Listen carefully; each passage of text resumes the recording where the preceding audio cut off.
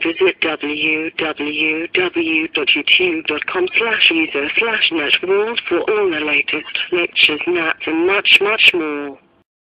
ان کے سوا افغیر دین اللہ یبغون وله اسلم من فی السماوات والارض طوعا او کرها، کہ تم مانو نہ مانو ساری کائنات تو میرا کلمہ پڑھتی ہے، زمین سے لے کر آسمان تک کیا ہے، سبح للہ ما فی السماوات وما فی الارض، ساری کائنات تیرے رب کی تسبیح پڑھتی ہے۔ اب تم نہیں بھی پڑھو گے تو اس سے کیا فرق پڑے؟ کل قد علم صلاته و تسبیحه، ہر شے تیرے رب کی نماز میں بھی مشغول ہے، تسبیح میں بھی مشغول ہے، اور انہیں پتہ ہے کیسے پڑھنی ہے۔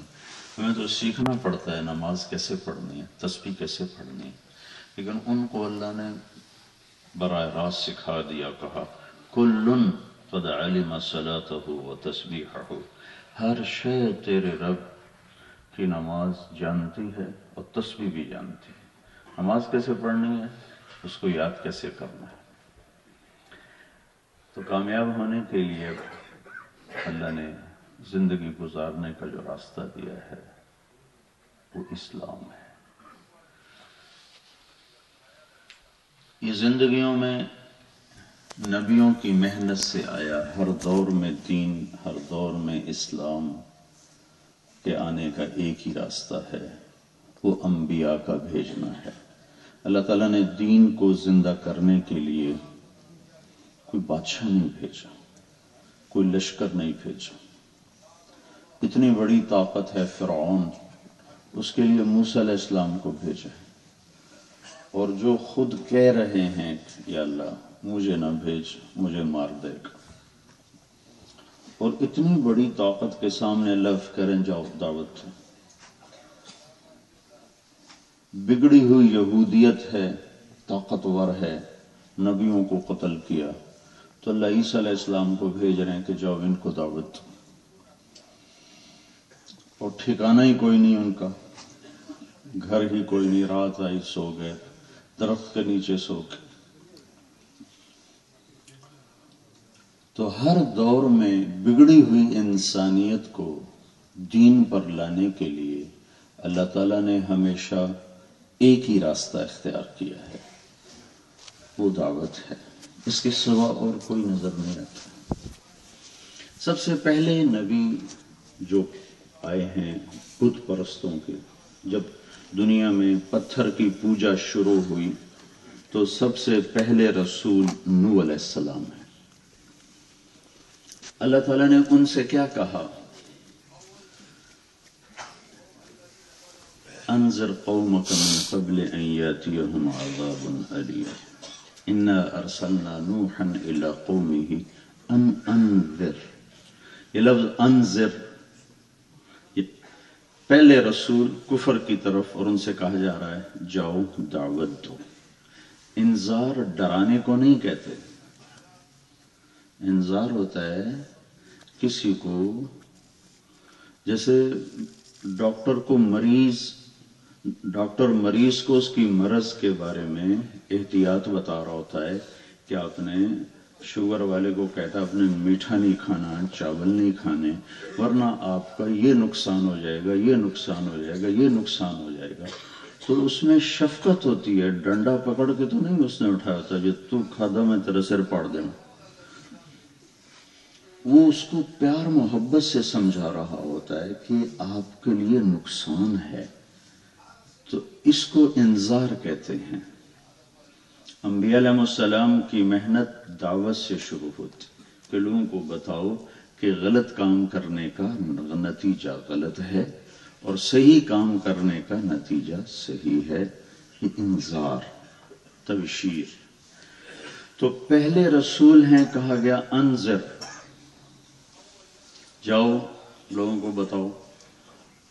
یہ محنت نوح علیہ السلام سے چلی، چلتے چلتے چلتے چلتے چلتے چلتے سب سے آخر میں جناب رسول اللہ صلی اللہ علیہ وسلم پر آئے۔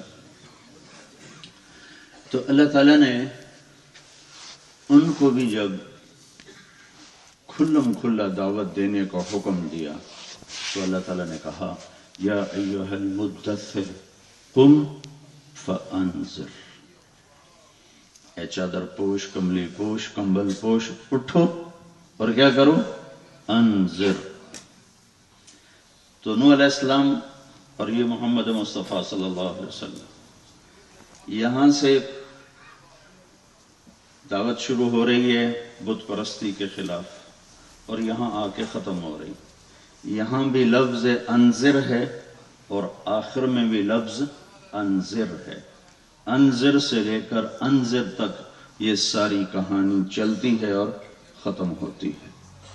سارے نبی دعوت سے کام شروع کرتے تھے۔ سارے نبیوں کی محنت اللہ کی طرف بلانا۔ ادعو الی ربک، اٹھ میرے محبوب، بلا اپنے رب کی طرف۔ قم، اٹھو، بیٹھنے کا زمانہ گیا۔ لفظ قم بتاتا ہے کہ راحتیں اے میرے حبیب تیری ختم ہو گئی، تیرے لیے مشقتوں کا دور شروع ہو گیا۔ اور اس آیت کے اترنے پر اللہ کے نبی نے حضرت خدیجہ سے فرمایا، خدیجہ انقطع ایام النوم والراحہ، میرے آرام اور سکھ کے دن گئے۔ میرے رب نے مجھے کہا ہے کہ میں دعوت دوں، کس کو دوں، کون سنے گا؟ اپنے حیرت کا اظہار کیا، کس کو دوں، کون سنے گا؟ تو خدیجہ رضی اللہ تعالیٰ عنہ نے عرض کی، آپ دعوت دینے میں پہل کریں، میں قبول کرنے میں پہل کرتی ہوں۔ انت اول من تدعو وانا اول من استجیب، آپ دعوت دیں میں قبول کرتی ہوں۔ قم آرام کا کام نہیں ہے، محنت کا کام۔ فانذر، فا کا لفظ یہ بتاتا ہے کہ اپنی ضرورتیں، تقاضے پیچھے کر کے اس کو آگے کر کے کرو۔ فا اگر ہوتا نا سما، پھر بالکل مطلب اور ہو جاتا۔ قم فانذر، اور سوتے سے اٹھایا، ہمیں کہا وَلَوْ أَنَّهُمْ صَبَرُوا حَتَّى تَخْرُجَ إِلَيْهِمْ لَكَانَ خَيْرًا لَهُمْ، اگر میرے نبی گھر میں آرام کر رہے ہوں تو باہر کھڑے ہو کے آواز مت دو کہ یا رسول اللہ باہر آئیں، انتظار کرو، جب آئیں پھر ملاقات کرو۔ دروازے پہ کھڑے ہو کے صدائیں نہ لگاؤ، آواز نہ دو، لیکن خود سوتے کو اٹھایا، اٹھو تیری نیند گئی، تیرے لیے بڑا کام ہے۔ کیا ہے؟ ان لک فی النہار سبحا طویلا، تیرے لیے لمبا تیرنا ہے۔ یہ دعوت کے کام کو تیرنے سے تشبیہ دی۔ مکے میں تو پانی کا وجود ہی کوئی نہیں، وضو بھی کی جگہ تیمم کرتے ہیں کئی مقامات پر، پینے کے لیے پانی مشکل سے ملتا ہے۔ تو اللہ تعالیٰ فرما رہے میرے حبیب تیرے لیے لمبا تیرنا ہے۔ تیرنے سے تشبیہ کیوں دی؟ کہ چلنے والا اپنے اختیار میں ہوتا ہے، بیٹھ جائے، چلتا رہے، کھڑا ہو جائے۔ گاڑی ڈرائیو کرنے والا اپنے اختیار میں ہوتا ہے، چلتا رہے، سروس اسٹیشن پہ کھڑا ہو جائے، سائیڈ پہ کھڑا ہو جائے، اختیار ہوتا ہے۔ لیکن جب آدمی پانی میں اترتا ہے تو اس کا اختیار ختم ہو جاتا ہے، اسے ہر حال میں اگلے کنارے تک پہنچنا ہوتا ہے اور اسے ہاتھ پاؤں مارنے ہوتے ہیں۔ اب وہ کھڑا نہیں ہو سکتا، میں تھوڑا سا لے لوں، وہ تو پھر سا مچھلی کے پیٹ میں ہی آئے گا اس کو۔ جب موجیں طوفانی ہوں تو اس میں تیرنے والا یہ تو نہیں کہہ سکتا میں تھوڑا سانس لے لوں، تھوڑا سستا لوں، میں تھوڑا رک جاؤں۔ اب رکنے کا اختیار ختم ہو گیا، ٹھہرنے کا اختیار ختم ہو گیا۔ اب تو ہر حال میں تیرنا ہے اور اگلے کنارے تک پہنچنا ہے، ورنہ موجیں بہا کے لے جائیں گی، یا گرداب اور بھنور جو ایسے پانی گھوم رہا ہوتا ہے وہ کھینچ کے نیچے لے جائے گا۔ تو لہذا اسے ہر حال میں ہاتھ پاؤں مارنے ہیں کہ اسے آخری کنارے تک پہنچنا ہے۔ تو دعوت کی محنت میں تسلسل ہے، موت تک بس کرتے جاؤ کرتے جاؤ، نتیجے سے بے پرواہ ہو کر، جیسے آخر دم تک ڈاکٹر مریض کے ساتھ جان مارتا ہے کہ بچانا تو اوپر والے کا کام ہوتا ہے، لیکن اس کا آخر وقت تک زور ہوتا ہے کہ یہ کر لو یہ کر لو یہ کر لو یہ کر لو، اور نتیجہ اللہ کے ہاتھ میں ہوتا ہے، شفا دے یا نہ دے۔ دعوت دینے والے کے ذمہ دعوت دینا ہے اور اللہ کی طرف بلانا ہے، ہدایت اللہ کے ہاتھ میں ہے۔ انک لا تہدی من احببت، اے میرے حبیب ہدایت تو بھی نہیں دے سکتا، وہ تو تیرا اللہ ہی دیتا ہے۔ ولیکن اللہ یہدی من یشاء، اللہ ہی ہے جو ہدایت دیتا ہے۔ تو بھائیو، ایک اللہ پر یقین ہے جو اس محنت کی بنیاد ہے، ایک اور یقین ہے، وہ اس محنت پر یقین ہے کہ ہمیں یہ یقین ہو کہ اللہ اسی کو ہدایت کا ذریعہ بنائے گا۔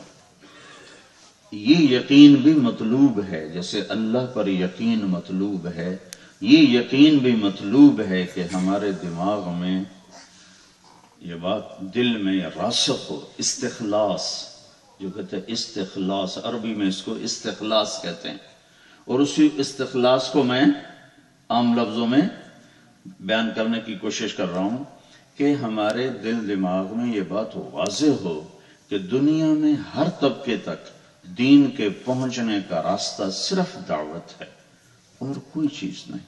ایک اور بات بتا دوں، باطل کے پہنچنے کا راستہ بھی دعوت ہی ہے، دونوں کام تبلیغ سے ہی چلتے ہیں۔ شیطان قیامت کے دن کیا کہے گا جب اس پر پڑے گی نا لوگوں کی مار اور گالی گلوچ، تو کہے گا ما کان لی علیکم من سلطان الا ان دعوتکم فاستجبتم لی فلا تلومونی ولوموا انفسکم۔ شیطان کہے گا یہ بتاؤ، میں نے کسی کا ہاتھ پکڑ کے شراب پلائی تھی، زنا کرایا تھا، چوری کروائی تھی، قتل کروایا تھا؟ میں نے تو دعوت دی تھی۔ الا ان دعوتکم، میں نے دعوت دی، فاستجبتم، تم نے نام لکھوا دیا، تم نے اپنی تشکیل کروائی، وہ تو تم نے خود کروائی، میں نے تو نہیں کی۔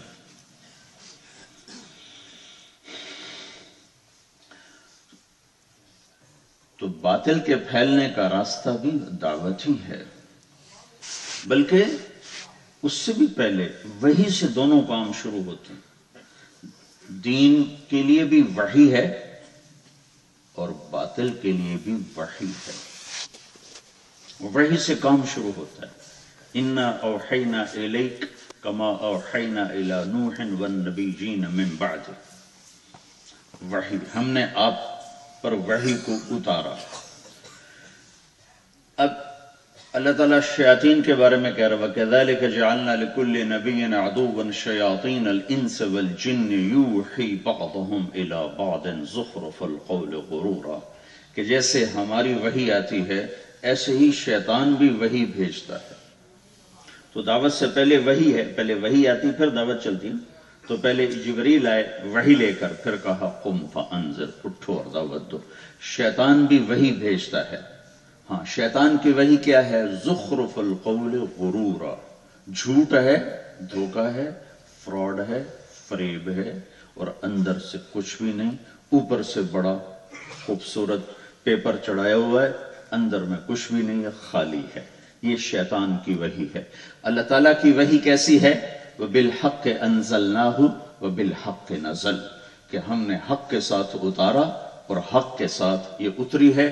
خود اللہ بھی حق ہے، ذَلِكُمُ اللَّهُ رَبُّكُمُ الْحَقِّ، اللہ کا بول بھی حق ہے، قَوْلُهُ الْحَقِّ، اور اللہ کی وحی بھی حق ہے، وَبِالْحَقِّ نَزَلَ، اور اس کا اترنا بھی حق ہے، وَبِالْحَقِّ أَنزَلْنَاهُ وَبِالْحَقِّ نَزَلَ۔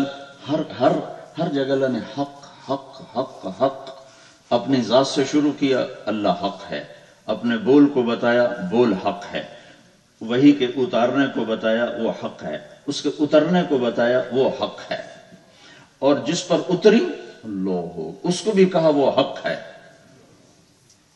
نزل علی محمد وہو الحق من ربہ، تو اپنی وحی کو حق حق حق حق حق حق ایسے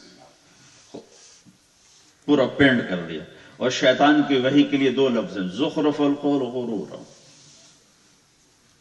جھوٹی بات ہے، اندر سے کچھ اور ہے باہر سے کچھ اور ہے، باہر بہت پینٹنگ ہے اندر سب غلط کام ہے۔ اس کے بعد دعوت آتی ہے، شیطان بھی دعوت دیتا ہے، انبیاء بھی دعوت دیتے ہیں۔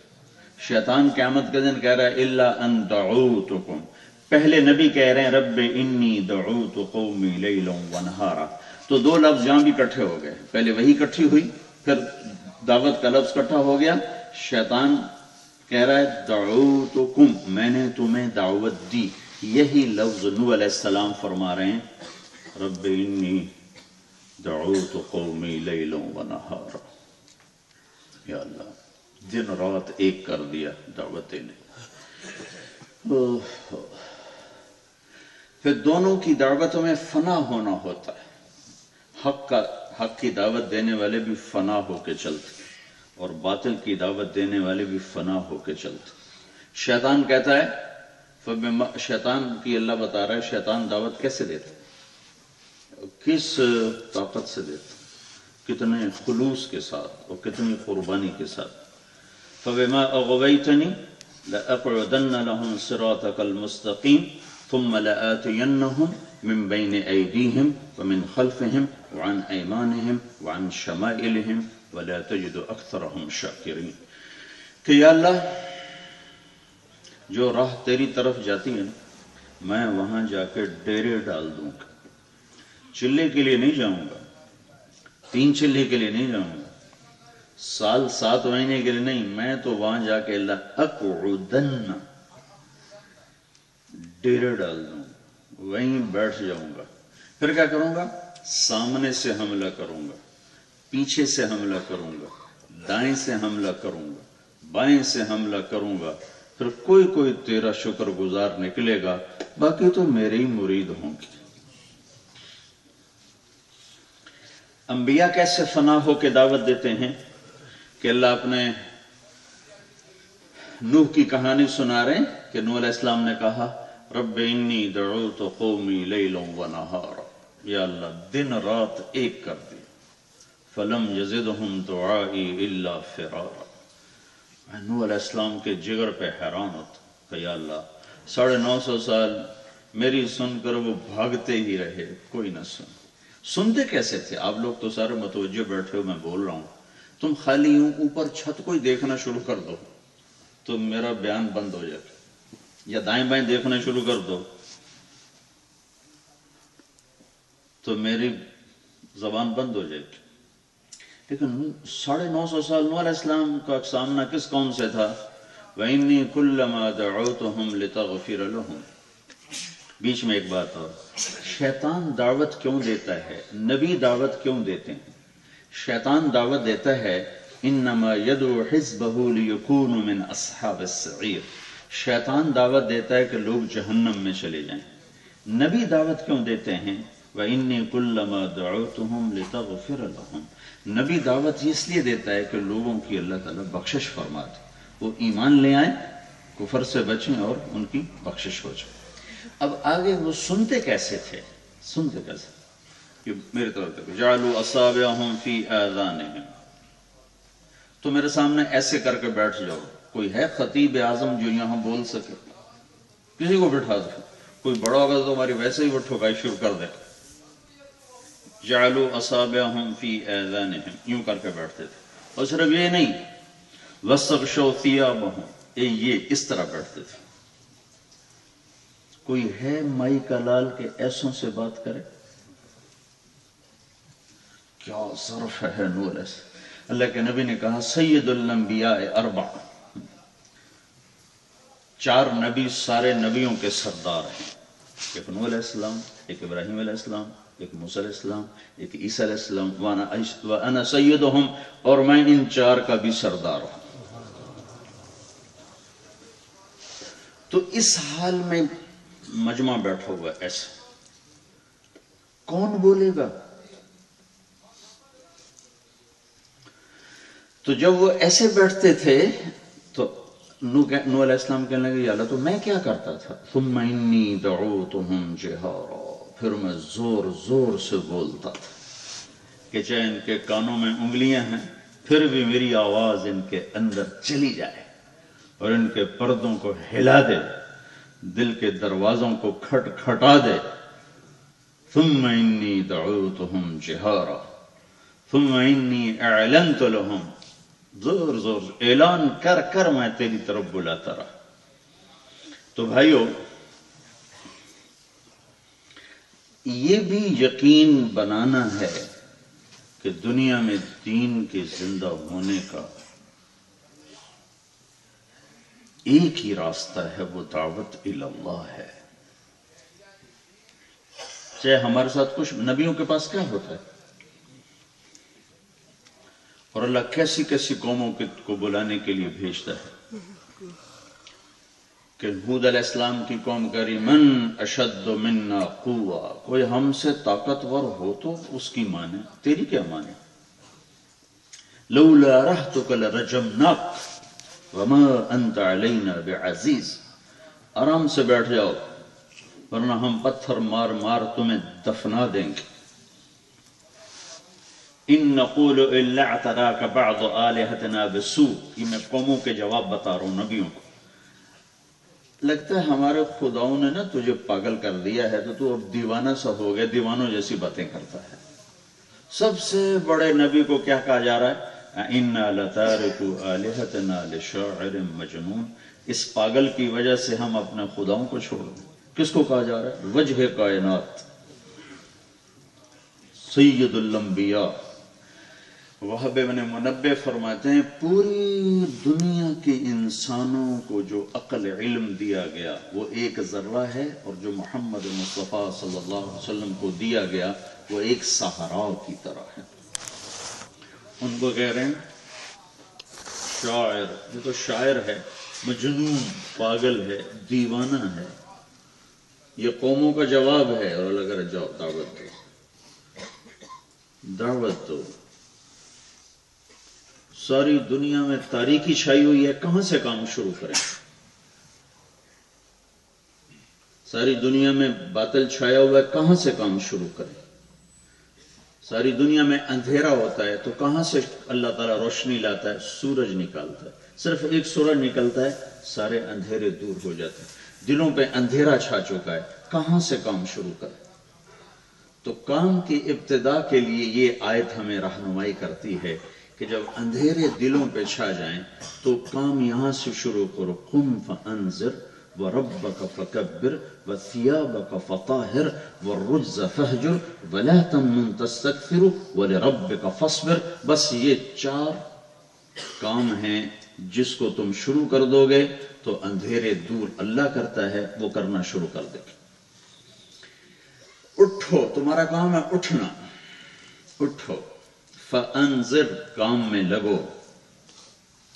دیکھو ہر کام کرنے کا ایک سلیقہ. زمین کھودنی ہو تو اس کے لیے کوئی لوہے کی کسی چاہیے، کدال چاہیے جس سے اس کو زمین کو کھودا جائے. کوئی ناخن سے زمین کھودنا شروع کرے تو اپنے ہی ناخن ٹوٹیں گے. تو یہ پوری 6-7 بر اعظم کی مخلوق کے لیے پیغام ہے. ھذا بلاغ للناس. علامہ زرکشی فرماتے ہیں اگر قرآن کا کوئی نام رکھا جاتا نام تو یہ آیت قرآن کا نام بنتی. ھذا بلاغ للناس، یہ پیغام ہے لوگوں کو پہنچانے کے لیے.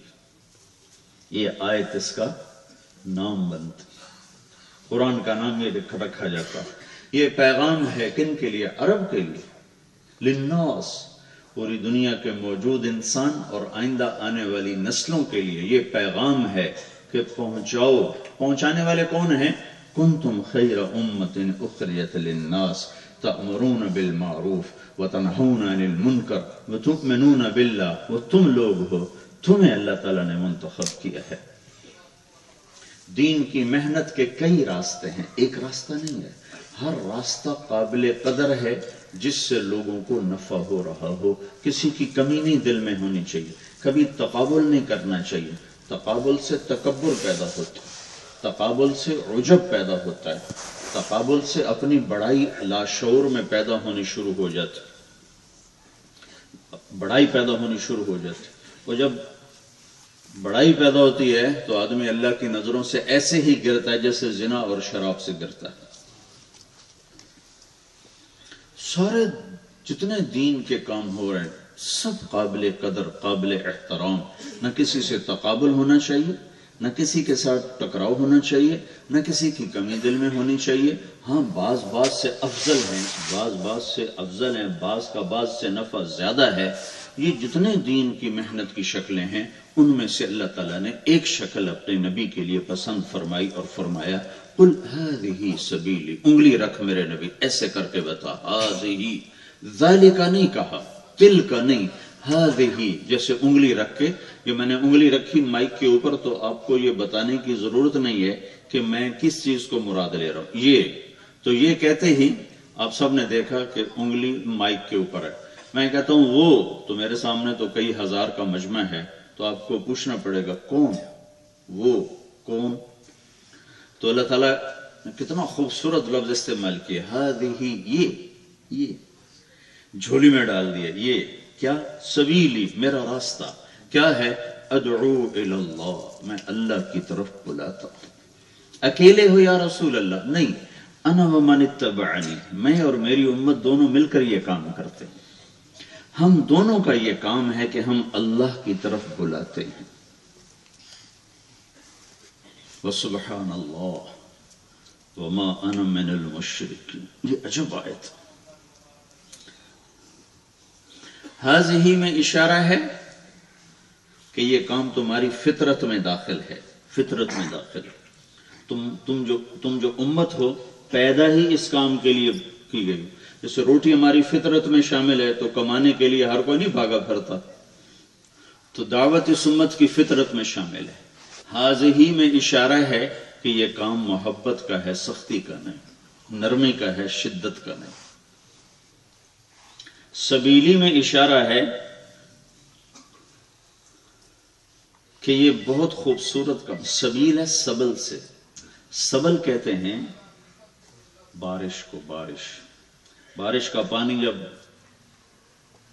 بادلوں سے نکلتا ہے اور زمین کی طرف آتا ہے تو اس کے بیچ میں وہ جو فاصلہ طے کرتا ہے وہ سبل ہے. سبل جب وہ زمین پہ گرتا ہے تو وہ پانی ماں بن جاتا ہے، مٹی بھی مل جاتی ہے، گردہ بھی مل جاتا ہے، تنکے بھی مل جاتے ہیں، لیکن جب تک وہ یہاں سے یہاں ہے تو یہ سبل ہے.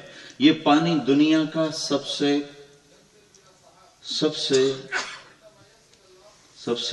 مفید، سب سے میٹھا، سب سے لذیذ اور سب سے زیادہ منرل پر بھرا ہوا ہوتا ہے یہ پانی. اور جب اس پانی سے جیسے زمین سرسبز ہوتی ہے، دعوت کے پانی سے دلوں کی زمین سرسبز ہو جاتی. یہ پانی جیسے سب سے مفید ہے، دعوت کی محنت سب سے زیادہ مفید ہے. یہ پانی جیسے کائنات کو حسین بناتا ہے، ایسے ہی یہ دعوت کی محنت انسانوں کو حسین بنا دیتی ہے.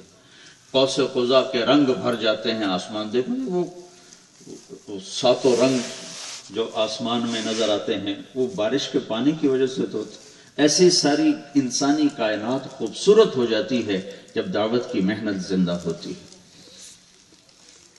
وہ کیا سبیل ہے؟ ادعو الی اللہ، میں اللہ کی طرف بلاتا ہوں. پھر ہذہ سبیلی میں ایک اور اشارہ ہے.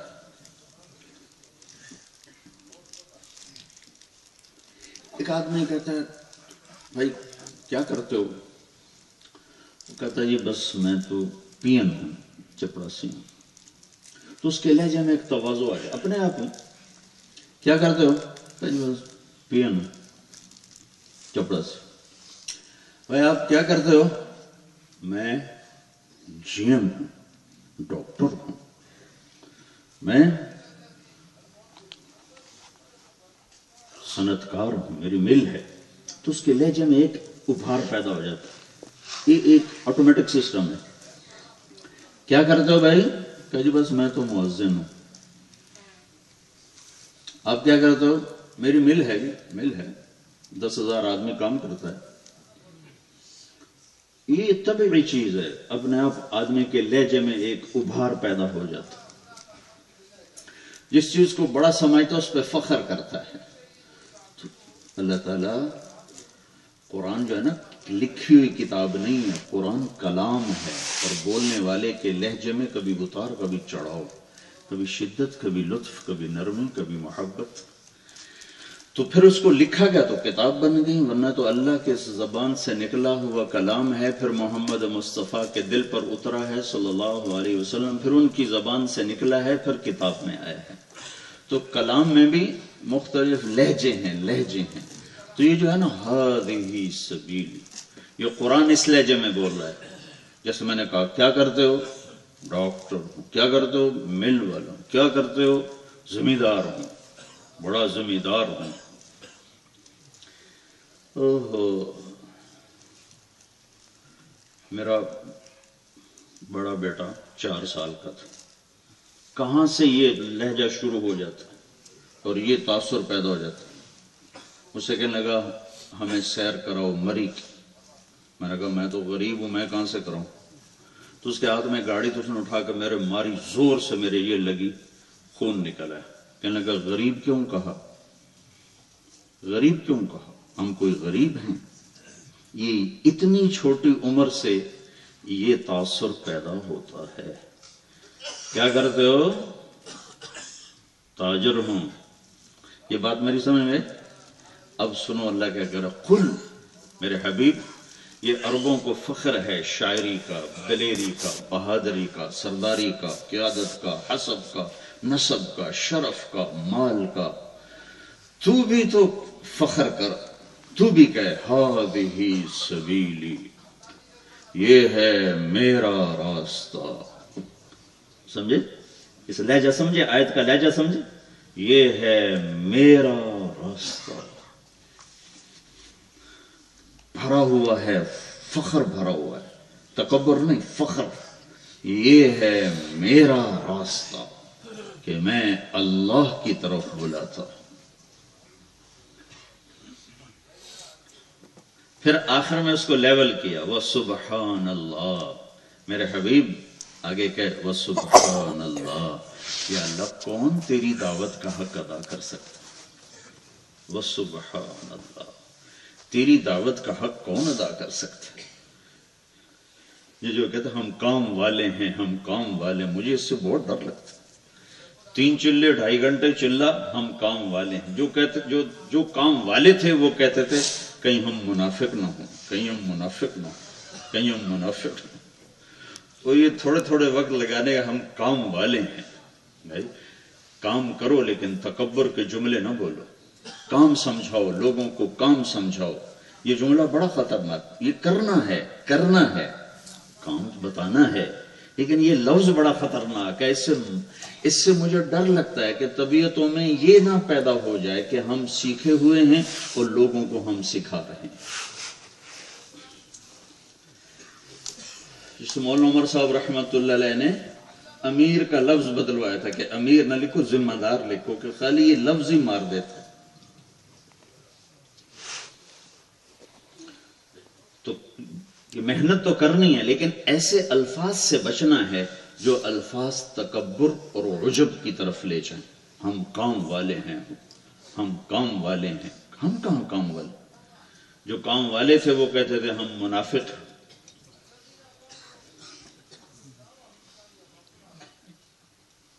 تو بھائیو میری بات لمبی ہو گئی. اس دعوت کی محنت کو اللہ نے ہر دور میں ہدایت کا سبب بنایا ہے، اور کوئی راستہ کوئی نہیں. وَسُبْحَانَ اللَّهِ، یا اللہ میں تیری دعوت کا حق ادا نہیں کر سکتا. اس سے کہا جا رہا ہے جس نے حق ادا کر دیا. اگلی بات اس سے بھی عجب ہے، وَمَا أَنَا مِنَ الْمُشْرِكِينَ، بس میرے پاس نمبر ہیں، کوئی فرسٹ ڈویژن کوئی نہیں ہے کہ میں شرک نہیں کرتا. ہمارے پاکستان میں جو 33 نمبر لے لے اس کو پاس کر دیتے ہیں. 33 نمبر. آپ کے یہاں کتنے نمبر ہیں یہاں انگلینڈ میں؟ 35 40 40 نمبر. 40 نمبر والا کبھی فخر کرتا ہے تو میں پاس ہو گیا ہوں؟ وہ تو چھپتا پھرتا ہے. جو 80 90 95 نمبر ہے تو کہتا پاس ہو گیا ہوں. میں قربان جاؤں جس نے دعوت کی معراج آخری حدوں کو چھوا، وہ کہہ رہے ہیں اللہ ان سے تو کہہ کہ میرے پاس صرف 5 مارکس ہیں، وما انا من المشرکین، کہ میں مشرک نہیں ہوں. ایک اور مثال دیتا ہوں جیسے یہ بات واضح کی. ایک ہماری جماعت گئی چونی، ایک تحصیل ہے، وہاں ایک بڑا ذمہ دار تھا اور بہت ہی عجب زندگی. تو لوگوں نے کہا اگر یہ ذمہ دار ٹھیک ہو جائے تو ہم تبلیغ کو مانیں گے. میں نے کہا بھائی ٹھیک کرنا کوئی ہمارے ہاتھ میں، وہ اللہ کے ہاتھ. چودھری حاکم فوت ہو گیا اس لیے اس کا نام لے رہا ہوں. چودھری حاکم، ڈاکے ڈلوانا، زمینوں پر قبضے، قتل، چوریاں، ہر شے. تو اس کو ہم اللہ نے فضل کیا، وہ وصول ہو گیا. تو میں تو نہیں گیا، کوئی اور ساتھی کے اس کو لے کر آیا، مجھے ملوایا. 6 فٹ سے اوپر قد، بڑی بڑی مونچھیں، بڑا چہرہ، ایسے جسم. بیٹھ گیا، میں نے بات شروع کر دی تو 15-20 منٹ کے بعد نا اس کا چہرہ بالکل بدل گیا.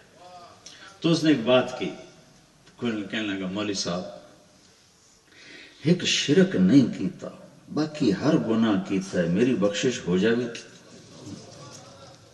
وما انا من المشرکین.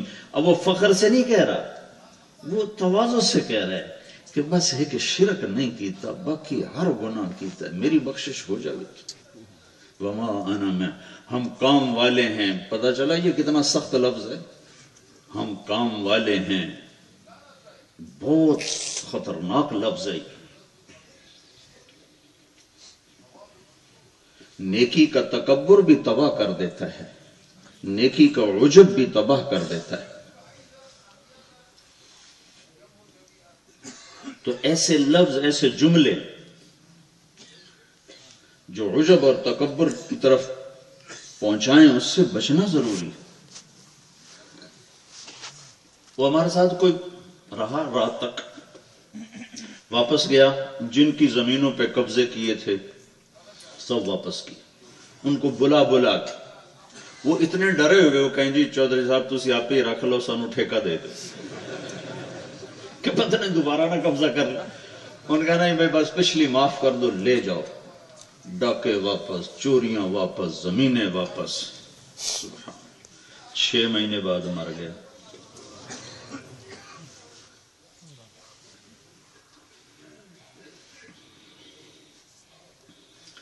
تو بھائیو، نبی کو اللہ سکھا رہا ہے تواضع. وما انا من المشرکین. چلو بس میرے پاس 5 نمبر ہیں، میں نے شرک نہیں کیا، مجھے فخر نہیں ہے. تو ہمیں فخر جڑتا ہے کہ ہم کام والے ہیں. تو مار دینے والا جملہ ہے.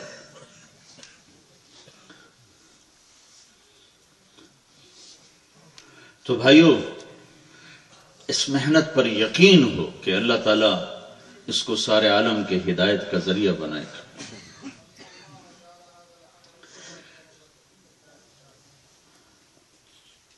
اس محنت میں جو رات بھائی بابر صاحب نے بڑے خوبصورت الفاظ میں اس کی بنیادی چیزیں بیان فرما دیں، یقینوں کی تبدیلی، عبادات پر محنت، اخلاق پر محنت، علم پر محنت، اور پھر اس کو لے کے پھرنا، یہ ساری ایک محنت کی شکل ہے. اس میں ایک چیز جو بہت زیادہ ضروری ہے، جس کی سب بہت زیادہ ضرورت ہے بھائیو، وہ پہلے میں ایک حدیث بیان کرتا ہوں آپ کو. اللہ کے نبی نے فرمایا ایو غر الاسلام اوثق. حیات الصحابہ میں آپ نے فرمایا اسلام کا سب سے مضبوط عمل کیا ہے؟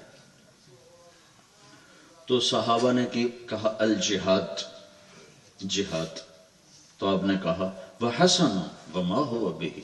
ہاں جہاد بڑا اچھا عمل ہے لیکن سب سے مضبوط نہیں. تو صحابہ نے کہا الصلاۃ، نماز. تو آپ نے کہا وحسنۃ. ہاں نماز بہت اچھی چیز ہے، وما ہوا بہا، سب سے مضبوط عمل نہیں ہے۔ تو پھر صحابہ نے کہا الحج، حج یا رسول اللہ، کہا وحسن وما ہوا بہ، ہاں ہاں حج بھی بہت زبردست عمل ہے لیکن سب سے مضبوط نہیں۔ اچھا جی الصوم، روزہ، ہم کہا وحسن، ہاں ہاں روزہ بھی بہت اچھا عمل ہے، وما ہوا بہ، وہ نہیں جو میں پوچھ رہا ہوں، وہ کہ سب سے مضبوط عمل یہ وہ نہیں ہے۔ تو اب صحابہ حیران، اچھا نہ جہاد نہ نماز نہ روزہ نہ حج، تو پھر کیا ہے؟ اب تو پھر صحابہ نے کہا اللہ و رسولہ اعلم، کہ یا رسول اللہ پھر آپ جانے، آپ کا رب جانے، یعنی اب آپ بتائیں کیا ہے؟ تو آپ نے فرمایا ان اوثق عر الاسلام الحب للہ والبغض للہ، اسلام کا سب سے مضبوط عمل وہ آپس میں اللہ کے لیے محبت کرنا ہے اور اللہ کے لیے بغض رکھنا ہے۔ آپس کی محبت اللہ کے لیے یہ سب سے مضبوط عمل ہے جس کی کمی بہت زیادہ پیدا ہو چکی ہے۔ آپس کی محبت کے بغیر تبلیغ ایسے ہے جیسے جسم بغیر روح کے ہو، تو اس میں کیا جان، اس میں تو بدبو شروع ہو جائے گی۔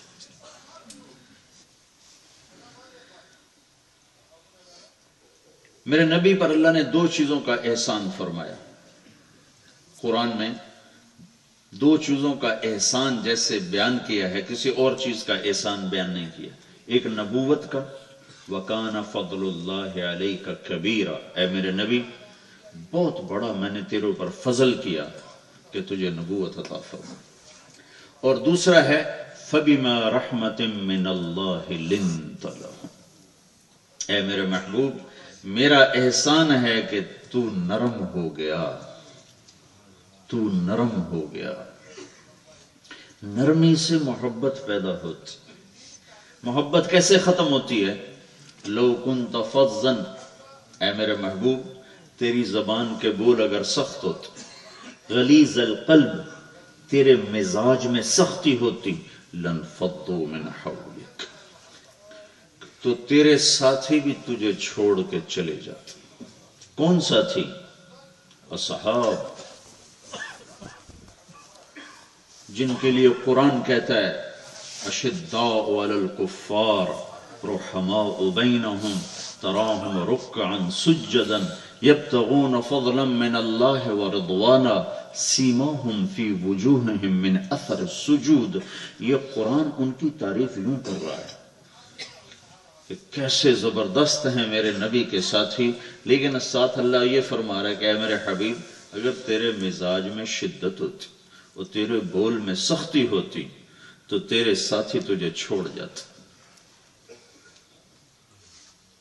محبتیں پیدا ہوتی ہیں نرم مزاجی سے، اور محبتیں ٹوٹتی ہیں سخت مزاجی سے، سخت بول سے، تنقید سے، اعتراض سے، حوصلہ شکنی سے محبتیں ختم ہو جاتی۔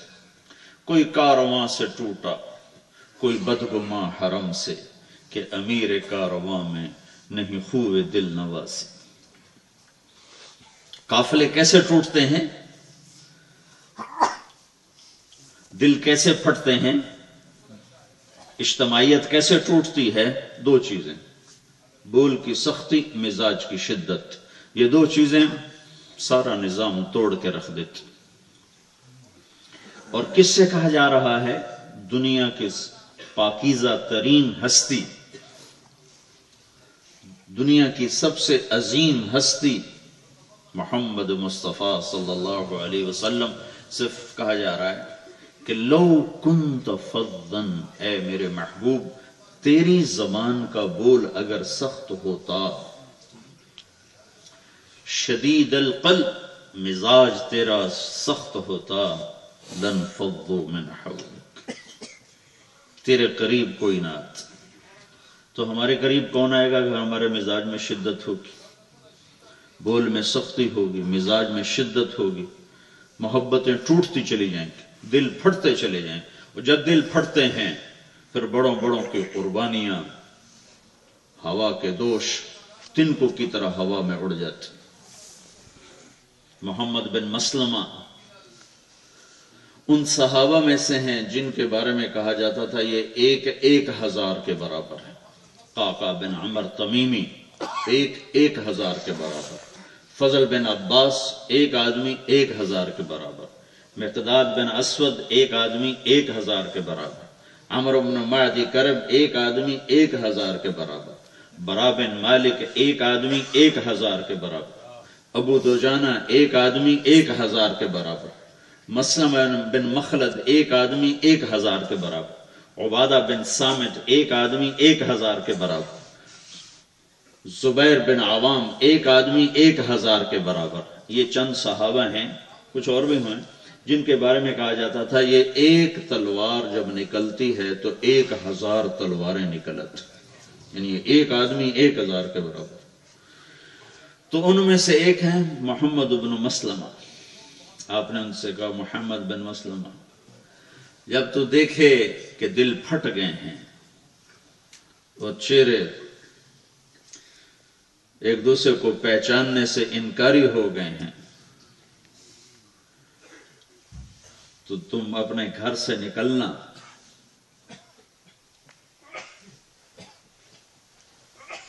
اور اپنی تلوار کو احد پہاڑ پہ جا کے توڑ دینا اور گھر میں بیٹھ جانا.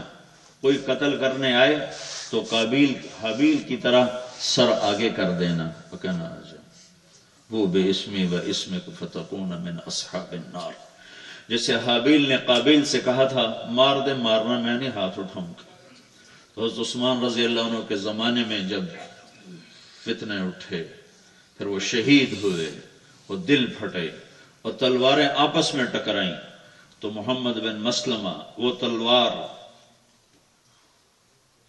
جو کتنی دفعہ اللہ کے دین کی حمایت کے لیے بلند ہوئی اور کتنی دفعہ وہ چمکی اور کتنی دفعہ اس کے جوہر لوگوں نے دیکھے، آج اسی کے ہاتھ سے احد پہاڑ پر ماری گئی اور توڑ دی گئی. دل پھٹ جائیں تو ایسی تلواریں ٹوٹ جاتی ہیں. ہمارے دل پھٹیں گے تو ہمارے پاس تو ہے ہی کچھ نہیں، تو ہم نے کرنا کیا ہے؟ دلوں کو پھاڑنے والی چیز مزاج کی شدت، بول کی سختی، بے اکرامی، تنقید، اعتراض. مجمع پہلے تھوڑا ہوتا تھا تو اس کی عزت ہوتی تھی، اب مجمع زیادہ ہو گیا ہے تو بے اکرامی والا پہلو شروع ہو گیا. فَبِمَا رَحْمَةٍ مِّنَ اللَّهِ، اے میرے محبوب یہ جو نا فَبِمَا رَحْمَةٍ مِّنَ اللَّهِ یہ بعد میں آنا چاہیے اور لِنْتَ لَهُمْ پہلے آنا چاہیے. لِنْتَ لَهُمْ بِرَحْمَةٍ مِّنَ اللَّهِ، اللہ نے اس کو پہلے کیا اور اس میں ما کا اضافہ کیا. فَبِمَا رَحْمَةٍ مِّنَ اللَّهِ لِنْتَ لَهُمْ کہ میرے محبوب اللہ بتانا یہ چاہتے ہیں کہ بہت بڑا احسان کیا میں نے اور صرف میں نے کیا ہے، تیری محنت سے نہیں، میرے عطا سے ہے کہ میں نے تیرے اخلاق عالی کر دیے اور تجھے نرم خوب بنا دیا، تجھے نرم مزاج بنا دیا.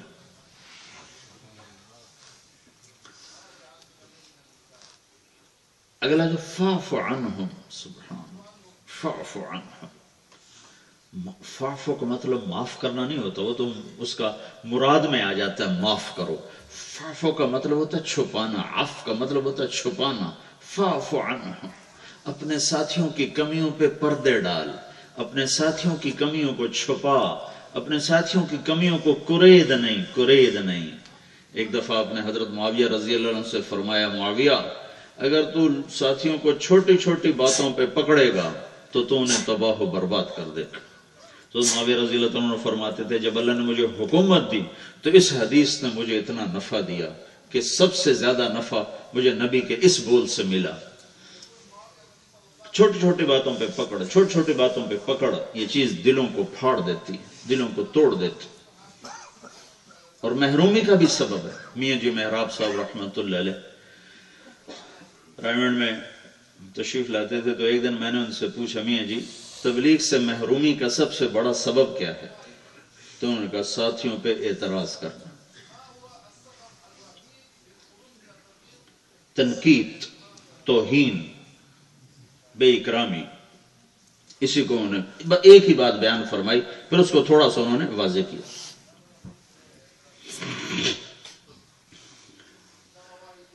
بھائیو، محبت، آپس کی محبت یہ اتنی ہی ضروری ہے جتنا اللہ پر یقین ضروری ہے، جتنا اس محنت پر یقین ضروری ہے، جتنا نماز ضروری ہے، جتنا ذکر ضروری ہے، جتنی تلاوت ضروری ہے، جتنا علم کا سیکھنا ضروری، جتنا علم کے حلقے لگانا ضروری ہے، جتنا ذکر و تلاوت ضروری ہے، اتنا ہی ضروری ہے آپس کی محبت، ورنہ ہوا اکھڑ جاتی ہے اور برکتیں اٹھ جاتی. اور محبت کو، یہ ہمارا اقبال بھی عجب شاعر تھا، یہ پہلا شعر بھی میں نے اسی کا سنایا، کوئی کارواں سے ٹوٹا کوئی بدگماں حرم سے، کہ امیر کارواں میں نہیں خوب دل نوازی، کہ لے کے چلنے والے میں محبت ہی نہیں ہے تو کوئی خاک چلے گا ساتھ. اور اس نے دوسری بات کہی کہ چلانا کیسا ہے، یقین محکم، ایک یقین اللہ پہ ہو، عمل پہ ہم، ایک محنت مسلسل ہو،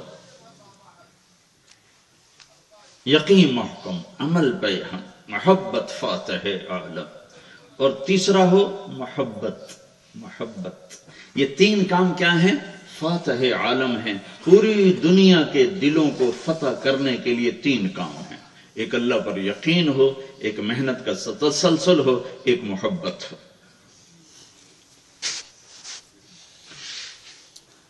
محبت کیسے ختم ہوتی ہے؟ زبان، اس ایک زبان سے، اس ایک زبان سے. حضرت معاذ بن جبل فرماتے ہیں میں نے اللہ کے رسول سے پوچھا یا رسول اللہ کوئی عمل تو بتائیں اللہ مجھے جنت دے دے اور جہنم سے بچائے، انبئنی، مجھے کو بتائیں. تو آپ نے فرمایا معاذ بہت بڑی بات پوچھی ہے تم، وَإِنَّهُ لَيَسِّرٌ عَلَى مَنْ يَسَّرَهُ اللَّهُ، جس کے لیے اللہ آسانی کرے گا آسانی ہو جائے گی. تو اب آپ کہہ رہے ہیں کہ میں تمہیں جنت کا راستہ بتاتا ہوں. تو آپ نے فرمایا تعبد اللہ ولا تشرک بہ شیئا، ایک شرک سے بچنا اور اللہ کی بندگی کرنا. تقیم الصلاۃ المکتوبہ، ایک نماز قائم کرنا. تؤدی الزکاۃ المفروضہ، اگر زکوٰۃ فرض ہے تو ادا کرنا. وتصوم رمضان، اور رمضان کے روزے رکھنا. پھر آپ نے فرمایا ان شئت انباتک بابواب الجنہ، اب میں تمہیں جنت کے دروازے بتاؤں، جنت کے دروازے بتاؤں. تو حضرت معاذ نے کہا اجل یا رسول اللہ، وہ کیا ہیں یا رسول اللہ؟ تو آپ فرمایا الصوم جنہ، روزہ یہ ڈھال ہے، بچاؤ ہے جہنم سے. الصدقہ تکفر الخطیئہ، اللہ کے نام پہ خرچ کرنا یہ گناہوں کو مٹاتا ہے. قیام الرجل فی جوف اللیل یبتغی وجہ اللہ، اور رات کے اندھیرے میں اللہ کی سامنے سر جھکانا اور نماز پڑھنا اور رونا دھونا، یہ جنت کے دروازے ہیں. پھر آپ نے فرمایا ان شئت انباتک براس الامر وعمودہ وذروۃ سنامہ، اگر تو کہے تو میں تمہیں اس سارے اعمال کا جو سرا ہے وہ بتاؤں اور اس کا جو ستون ہے وہ بتاؤں اور اس کی چوٹی بتاؤں. کہا جی وہ کیا ہے؟ تو آپ نے کہا اما راس الامر فالاسلام، کہ چوٹی تو اسلام ہے، وعمودہ الصلاۃ، اور نماز اس کا ستون ہے، وذروۃ السنام، اور اس میں سب سے اوپر کی چیز ہے الجہاد فی سبیل اللہ. تو سارا دین آ گیا، سارا دین آ گیا. اب آپ نے کہا ان شئت انباتک بملاک ذلک کلہ، اب اگر تو کہے تو میں تمہیں اس سارے کا خلاصہ بتاؤں، اگر تو کہے تو میں تمہیں پورے دین کا خلاصہ بتاؤں. اسلام بھی آ گیا، جہاد بھی آ گیا، نماز بھی آ گئی، حج بھی آ گیا، روزہ بھی آ گیا، تہجد بھی آ گئی، نماز بھی آ گئی، زکوٰۃ بھی آ گئی، توحید بھی آ گئی، شرک سے بچنا بھی آ گیا، پورا اسلام آ گیا۔ پھر آپ نے کہا ان شئت انباتک بملاک ذلک کلہ، اب اگر تو کہے تو میں تمہیں سارے کا خلاصہ بتاؤں، یعنی پورے دین کا خلاصہ بتاؤں۔ تو حضرت معاذ نے دیکھا 2 آدمی آ رہے ہیں آپ کی طرف، تو ان کو خیال آیا، یہ تبوک سے واپسی کا واقعہ ہے، تبوک سے واپسی ہو رہی، یہ حدیث ساری بڑی کتابوں میں موجود ہے۔ تو حضرت معاذ نے کہا اوہو یہ آ رہے ہیں، کہیں میری بات بیچ میں نہ رہ جائے، تو میں نے جلدی سے کہا یا رسول اللہ وہ کیا ہے، وہ کیا ہے؟ تو فأہویٰ بإصبعہ، مجھے دیکھو سارے، دیکھ رہے ہو؟ اپنے زبان باہر نکالی، زبان باہر نکالی اور اس کو یوں پکڑا کہ معاذ پورے دین کا خلاصہ یہ زبان ہے۔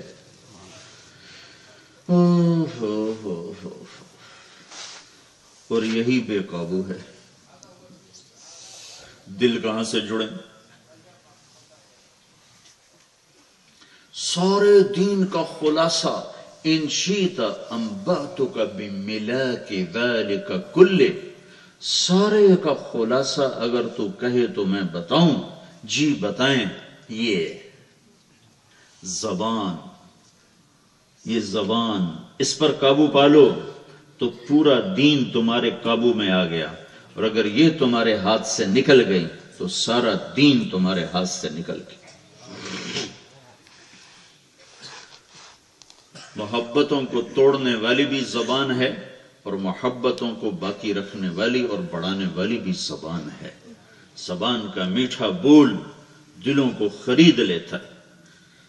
یہ ہماری بسیں ہوتی ہیں نا، بسیں اس کے پاکستان میں، ان کے پیچھے بڑی فضولیات لکھی ہوتی ہیں، لیکن ایک دفعہ ایک جملہ بڑا مزیدار مجھے دیکھنے،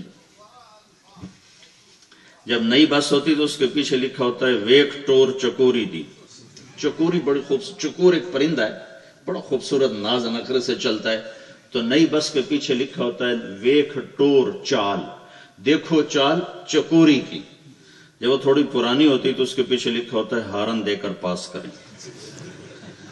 جب وہ تھوڑی اور پرانی ہوتی پھر لکھا ہوتا ہے یا پاس کر یا برداشت کر۔ جب اور پرانی ہو تو اس کے پیچھے لکھا ہوتا ہے نہ چھیڑ ملنگان،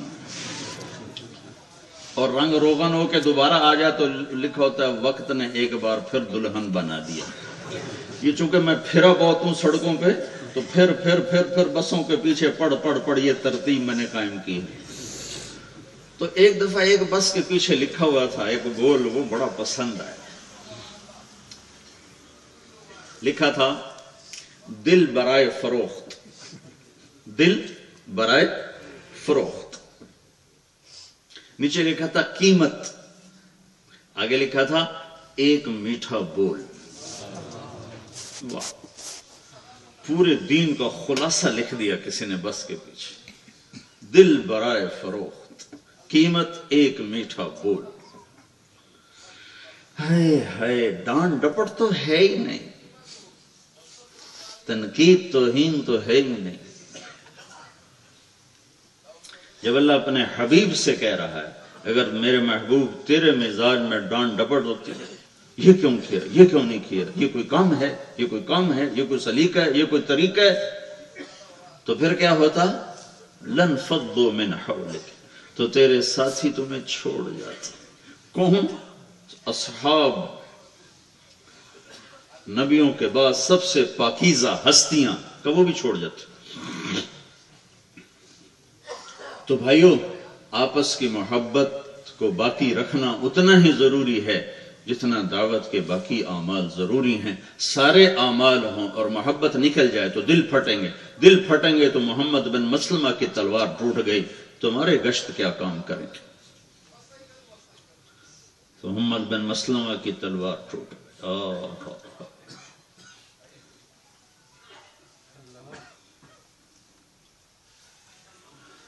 تو بھائیو، چوتھے نمبر کی بڑی کمی ہے، بہت کمی ہے۔ جس چیز کی دعوت چلتی ہے وہ وجود میں آ جاتی ہے۔ اللہ کا فضل ہے، یقین کی دعوت چلی، یقین والوں کا ایک مجمع تیار ہو چکا ہے۔ عبادات کی دعوت چلی، عبادات کا ایک مجمع تیار ہو چکا، اخلاق کی دعوت نہیں چلی تو اخلاق سے ہم خالی ہیں۔ اور پورے دین کی خوبصورتی حسن اخلاق ہے، پورے دین کا جمال اور زیب و زینت وہ چوتھا نمبر ہے، وہ مکارم اخلاق ہیں۔ سارے دین کی بنیاد عبادات ہیں اور اس کی چھت اچھے اخلاق ہیں۔ ڈیوزبری کی مسجد کی ایک بنیاد ہے جس پر یہ ڈھانچہ کھڑا ہوا، اور یہ ڈھانچہ کھڑا ہو کر چھت نہ پڑتی تو یہ اجتماع یہاں نہ ہوتا۔ چھت کی وجہ سے ہم نیچے بیٹھے ہوئے ہیں، تو دین کے لیے جو چھت ہے وہ عالی اخلاق ہیں، وہ اچھے اخلاق ہیں، وہ درگزر کرنا ہے، وہ معاف کرنا ہے، وہ زبان پہ قابو پانا ہے۔ آپ نے فرمایا ابو ذر الا انبئک بعملین خفیف مؤونتہما عظیم اجرہما والذی نفسی بیدہ لم یأت الثقلان بمثلہما۔ ابو ذر تمہیں دو کام بتاؤں، کرنے میں بڑے آسان، اجر میں بہت زیادہ، اور اس ذات کی قسم جس کے قبضے میں میری جان ہے، قیامت کے دن یہ دو کام کوئی دکھا نہ سکے گا اللہ کو، یعنی بہت تھوڑے لوگ ہوں گے جو یہ دکھا سکیں گے۔ تو انہوں نے عرض کی یا رسول اللہ کیا؟ تو آپ نے کہا ایک اپنی زبان پہ قابو پانا اور ایک اچھے اخلاق۔ ابو ذر رضی اللہ تعالیٰ عنہ زبان پہ ایسا قابو پایا کہ پورا مہینہ گزر جاتا تھا، ہوں ہاں بھی نہیں کرتے تھے، چپ، پورا مہینہ ایک لفظ زبان سے نہیں نکالتے تھے، ایسا زبان پہ قابو پایا۔ تو بھائیو، آپس کی محبت کو بڑھانا ہے تو ایک دوسرے کی کمیوں کو چھپانا سیکھو، ایک دوسرے کے عیب بولنا بند کر دو، فاعف عنہم، چھپاؤ۔ میرے نبی کے سامنے آ رہے ہیں ماعز اسلمی، یا رسول اللہ میں نے زنا کیا ہے، مجھے پاک کریں۔ تو دیکھو آپ نے منہ یوں کر لیا، چلے جاؤ، کوئی نہیں کیا۔ وہ یہاں سے اٹھ کے یہاں آتا ہے، یا رسول اللہ میں نے زنا کیا ہے، مجھے پاک کرو۔ تو آپ نے منہ یوں کر لیا، کوئی نہیں کیا۔ وہ یہاں سے اٹھ کے یہاں آتا ہے، یا رسول اللہ میں نے کیا ہے، 3 دفعہ ہو گیا۔ پھر آپ نے کہا کوئی نہیں کیا۔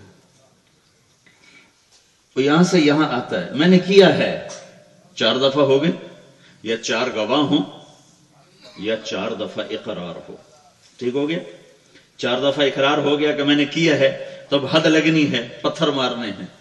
تو آپ نے بچانے کی تدبیر کی، او بھائی یہ دیکھو نشے میں تو نہیں ہے۔ اگر ایک آدمی بھی کہہ دیتا نشے میں ہے تو آپ اٹھا دیتے اس کو۔ لوگوں نے کہا نہیں جی نشے میں نہیں ہے، پھر آپ نے ایک اور تدبیر اختیار کی، او بھائی یہ پاگل تو نہیں ہے؟ کوئی کہہ دیتا پاگل ہے تو آپ اسے بھگا دیتے، کہا نہیں جی پاگل بھی نہیں ہے۔ پھر آپ نے کہا اچھا اللہ کے حکم کو پورا کرو۔ پھر آپ نے ثابت بن حزال سے فرمایا لو سترتہ بصوتک، کاش تو اسے اپنی چادر میں چھپا لیتا اور میرے پاس نہ لاتا۔ کیا مطلب اس کا؟ جب ان سے گناہ ہوا تو یہ گئے ابو بکر صدیق کے پاس کہ ابو بکر یہ ہو گیا، تو انہوں نے کہا چپ کر، توبہ کر، اللہ معاف کرے گا۔ پھر بے قراری ہے، چین نہیں آ رہا، تو گئے عمر رضی اللہ عنہ، عمر یہ ہو گیا، انہوں نے کہا چپ کر، توبہ کر، اللہ معاف کرے گا۔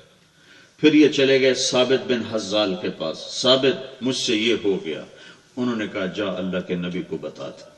تو آپ نے گلہ دیا ثابت بن حزال کو، لو سترتہ بثوبک، تو نے وہ کیوں نہ کیا جو ابو بکر اور عمر نے کیا تھا، کیوں بھیجا تھا میرے پاس؟ کمیاں دیکھنا، کمیاں بتانا، تبلیغ اپنی اصلاح کے لیے ہے، اوروں کی اصلاح اللہ کے، میری بھی اللہ کے ہاتھ میں ہے، لیکن بھائی ہم تو شروع میں 70 میں 3 چلے لگے، 71 میں تو یہ سنتے بھائی اپنی اصلاح کے لیے نکلو، سارے عالم کو اللہ کا پیغام پہنچانا ہے، نیت اپنی اصلاح کی کرو۔ لیکن اب اوروں کی اصلاح کی نیت پڑ گئی۔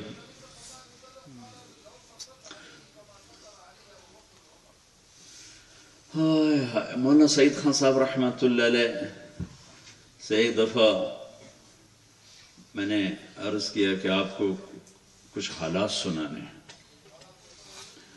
تو وہ شیطان نے یہ دماغ میں بٹھایا ہوا تھا کہ بھئی اوروں کی اصلاح ہو جائے، ہم تو اس لیے سناتے ہیں بزرگوں کو کہ اوروں کی اصلاح ہو جائے، اور اپنی اصلاح سے غافل۔ تجھے کیوں فکر ہے اے گل دلے صد چاک بلبل کی، تو اپنے پیرہن کے چاک تو پہلے رفو کر لے۔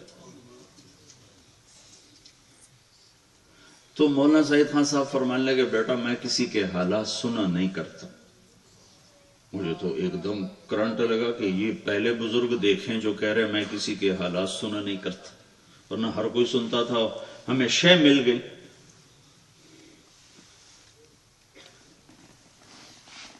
میں نے دوبارہ کہا، مجھ سے بہت محبت فرماتے تھے، میں نے دوبارہ کہا جی بہت ضروری ہے، کہا بیٹا میں سنا نہیں کرتا۔ میں نے تیسری دفعہ کہا تو فرمانے لگے اگر تمہیں زیادہ ہی زور چڑھا ہوا ہے تو حضرت جی کو لکھ دو، مولانا انعام صاحب کو، میں نہیں کسی کی کمیاں سنتا۔ اور یہ میں نے اپنی آنکھوں سے دیکھا، میں 12 سال مجھے ساتھ رہنے کا موقع ملا۔ اونچا سنتے تھے تو کان میں وہ ٹوٹی ہوتی تھی، آگے وہ آلہ ہوتا تھا، تو ایسے کر کے بیٹھا کرتے تھے، ایسے کر کے، تو آلہ یہاں ہوتا تھا۔ تو میں کبھی ادھر بیٹھا ہوا میں دیکھتا تھا کہ اگر کوئی ایسا زوردار آدمی، ہمارے جیسوں کو تو ٹوک دیتے تھے، ان کی محفل میں نے کبھی غیبت نہیں سنی کسی کی۔ مولانا کی محفل میں کسی کی برائی نہیں ہوتی تھی، مولانا کی محفل میں میں تمہیں کیا بتا، میں تمہارے سامنے اپنا فخر کیا سنوں، اللہ تعالیٰ بڑے بول سے بچائے۔ میں نے کتابوں کو زبانی یاد کیا، میں نے جب پڑھا تو پاگلوں کی طرح پڑھا، پاگلوں کی طرح، لیکن اللہ کی قسم مجھے اخلاق کا پتہ نہیں تھا، اخلاق کیا ہوتا۔ یہ بہت مشکل چیپٹر ہے۔ میں نے مولانا سعید خان صاحب کو دیکھا تو مجھے پتا چلا کہ اخلاق بھی دین کا حصہ ہے، اسے پہلے پتہ ہی نہیں تھا۔ اور اخلاق کسے کہتے ہیں اس بندے کو دیکھ کے پتا چلا کہ اخلاق کیا چیز، حالانکہ کتابیں اب تو بھول گئی ہیں، لیکن اسے شروع میں زبانی یاد تھی، پوری کتاب یاد ہوتی تھی مجھے، لیکن اخلاق کا پتہ نہیں تھا۔ یہ مشکل ترین چیپٹر ہے اسلام کا، ان کو دیکھا تو پتا چلا کہ اخلاق کیا چیز۔ شادی ہوئی، پتہ ہی نہیں تھا کہ گھر کی زندگی کیا ہوتی ہے، تو جو سختی کی، توڑ پھوڑ، دین کے نام پہ جہالت تبلیغ والوں کے گھر میں ہو رہی ہوتی کہ معاشرت کا دین سیکھا ہی نہیں، صرف گشت کرنا تو دین نہیں ہے، صرف دعوت دینا تو دین نہیں ہے۔ تو اب پتہ ہی نہیں تھا گھر کا دین ہوتا کیا ہے، تو پہلے 3 سال میں نے اپنے گھر میں بہت سختی کی، پتہ ہی نہیں تھا، اسی کو دین سمجھ کے کر رہا تھا۔ 1986 میں مولانا سعید خان صاحب کے ساتھ 2 ہفتے کے لیے میرا سفر ہوا۔ 1985 میں وہ سعودیہ سے ان سے جنسیت واپس لے لی گئی، نیشنلٹی، اور ان کو وہاں سے بھیج دیا گیا، تو پاکستان تشریف لے آئے۔ میں تو سمجھتا ہوں اللہ نے میرے اوپر احسان کیا جو مجھے یہ چیپٹر بتانا تھا کہ زندگی میں کتنا بڑا خلا ہے، چونکہ اخلاق کی بات مدرسوں میں بھی نہیں ہوتی۔ میں مدرسے میں پڑھاتا بھی ہوں، تبلیغ میں جاتا بھی ہوں، مدرسے میں پڑھا بھی ہے، لیکن یہ چیپٹر نہیں بیان ہوتا اتنی تفصیل سے۔ جس تفصیل سے یقین بیان ہوتا ہے تو یقین وجود میں آ گیا، جس تفصیل سے تبلیغ ہمارا کام ہے بیان ہوتا ہے تو اس کے کام کرنے والے وجود میں آ گئے، اتنی ہی تفصیل کی ضرورت تھی اخلاقیات کی، وہ نہیں ہوئی۔ 2 ہفتے لگا کے جب میں واپس آیا، 3 دن کے بعد میری بیوی نے کہا تمہارے اندر بہت تبدیلی آ چکی۔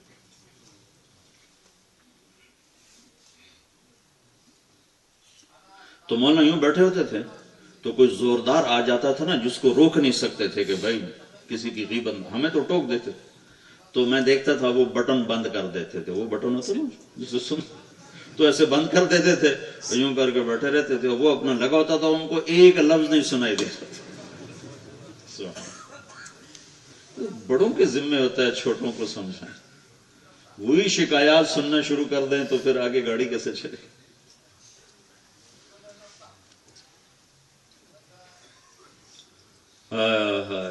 تو پھر مولانا نے مجھے خط لکھوایا.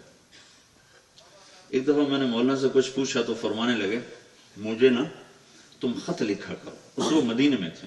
مجھے خط لکھا کرو کہ جب میں خط لکھواتا ہوں تو میرے اوپر اللہ کی طرف سے فیضان ہوتا ہے. ان کے جو خطوط چھپے ہوئے ہیں وہ آپ پڑھو، اس میں تبلیغ کا علم بھرا ہوا ہے. مجھے خط لکھوایا. اس کا مضمون یہ تھا، مجھے حرف بحرف یاد. بندہ برس ہا برس کی ٹھوکریں کھانے کے بعد، برس ہا برس سالوں سال ٹھوکریں کھانے کے بعد اس نتیجے پر پہنچا ہے کہ اپنے ساتھیوں کی کمیاں اپنے بڑوں کو نہیں سنانی چاہیے. اپنے ساتھیوں کی کمیاں اپنے بڑوں کو نہیں سنانی چاہیے. اس لیے کہ آج کل کے بڑے ایسے بڑے نہیں ہیں. اس لیے کہ آج کل کے بڑے ایسے بڑے نہیں ہیں کہ کسی کی کمی سن کر بھی اس سے محبت کرے، کسی کی کمیاں سن کر بھی اس کے ساتھ ویسے ہی سلوک کریں جیسا پہلے کرتے تھے. تو اس سے میں نے اپنے ساتھیوں کا نقصان ہوتے تو دیکھا ہے، نفع آج تک نہیں دیکھا. تمہیں کسی کی کمی نظر آئے تو خود اس سے تعلق بناؤ اور اس سے بات کرو. اگر وہ تمہاری بات لے لے، نہیں لے تو اس کا معاملہ اللہ پہ چھوڑ دو اور اس کے لیے دعا کرو.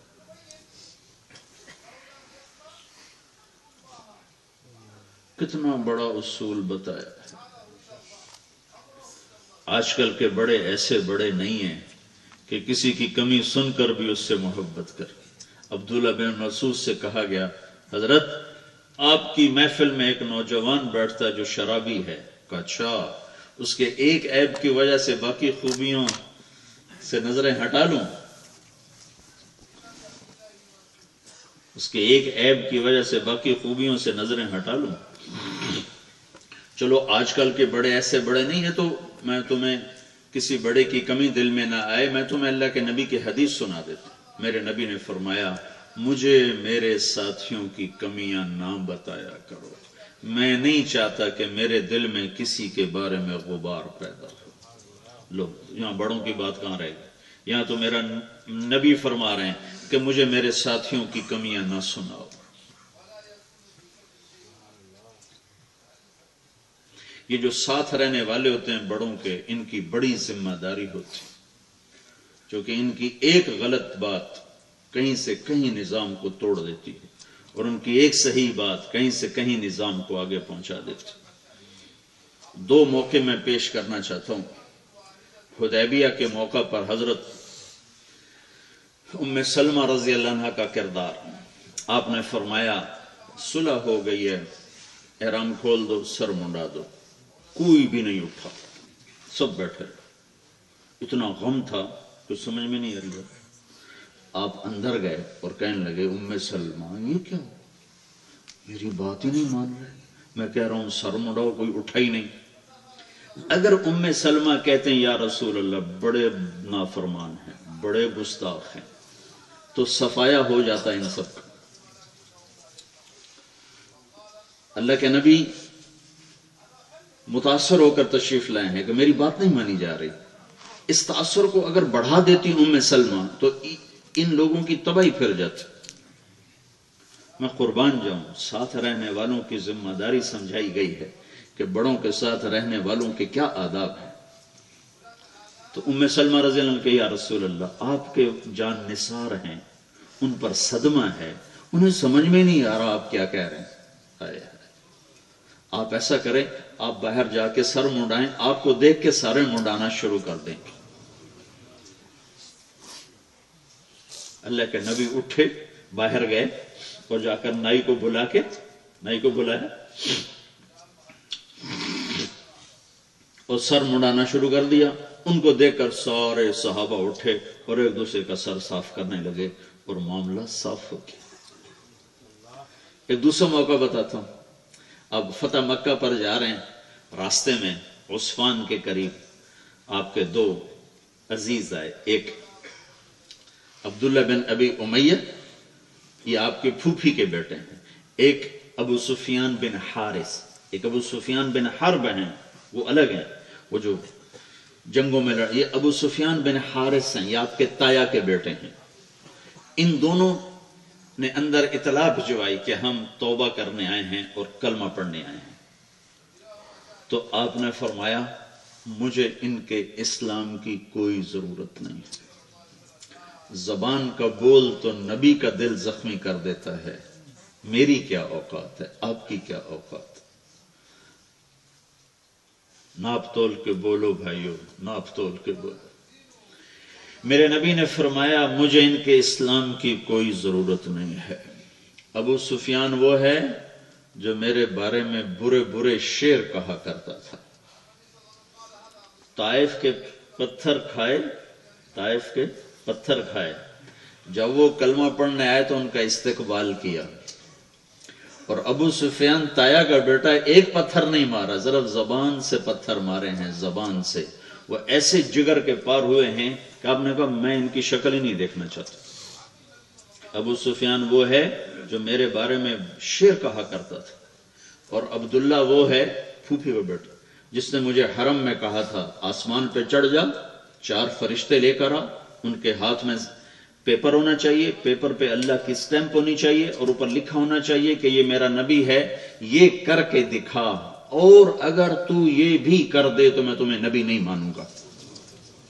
تو آپ نے کہا میں نہیں ان کو ملنا چاہتا۔ اوئے زبان کا بول نبی کے دل پہ یہ اثر کر گیا،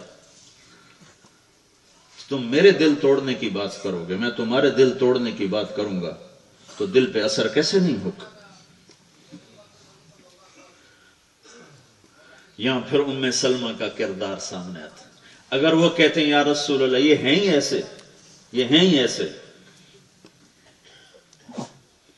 تمہیں اپنا ہی میں تمہیں واقعہ سنا، مجھے شوق، اللہ نے مجھے عربی کا ذوق دیا، سلیقہ دیا، عالم تو میں کوئی نہیں لیکن عربی کے ساتھ میرا ذوق ضرور ہے۔ تو پہلے ترجمان 2 ہوتے تھے، 2 ترجمان، ایک سنتا تھا ایک کرتا تھا، پھر وہ سنتا تھا دوسرا کرتا تھا، سمجھے؟ سب سے پہلے میں نے شروع کیا سننا کرنا، سننا کرنا، اتنا اللہ نے مجھے ملکہ دیا تھا کہ میں سنتا بھی تھا کرتا بھی تھا، سنتا بھی تھا کرتا بھی تھا۔ تو شروع میں ایسا ہوا کہ پورا وہ نہیں تھا تجربہ، تو حضرت جی رحمت اللہ علیہ کا ایک بیان کا ترجمہ غلط ہو گیا مجھ سے۔ تو جب بیان ختم ہوا تو ایک عرب نے حضرت جی سے پوچھا اس کا کیا مطلب ہے؟ انہوں نے فرمایا میں نے تو نہیں کہا۔ وہ عرب کہنے لگا آپ کے مترجم نے تو کہا۔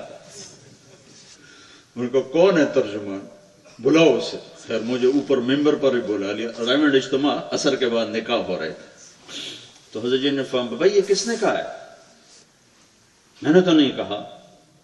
اب میں اتنا حضرت جی کا روب، میں تو سہم کے چپ، تو پیچھے سے ایک بزرگ بولے جی پتہ نہیں اور کیا کیا کہا، غلط کیا ہوگا۔ ہوئے ہوئے ہوئے، اس کی کڑواہٹ میں آج بھی اپنے اندر سے نہیں نکال پایا۔ حضرت پتہ نہیں اور کیا کیا غلط کیا ہوگا۔ تو جو سب نے مجھے رگڑا دیا، جو رگڑا دیا، چپ، نہ کر لبوں کو سی عشق ہے دل لگی نہیں۔ صرف ایک ہستی تھی جس نے مجھے تسلی دی، کسی نے تسلی نہیں تھی، ابراہیم عبدالجبار صاحب رحمت اللہ علیہ کراچی کے، کہنے لگے بھائی طارق جمیل گرتے ہیں شاہ سوار ہی میدان جنگ میں، تو اس کی مٹھاس میں آج تک نہیں بھولا۔ تو ام سلمہ رضی اللہ تعالی عنہا یہاں یہ کہتی کہ یا رسول اللہ یہ ہیں ہی ایسے، یہ ہیں ہی ایسے، ہو تو گئے تھے جہنم میں۔ تو میں ام سلمہ نے کہا یا رسول اللہ ایک آپ کی پھوپھی کا بیٹا آیا، ایک آپ کے تایا کا بیٹا، آپ تو غیروں پہ اتنا رحم کھاتے ہیں، یہ تو آپ کے اپنے، آپ ان کو معاف کرتے۔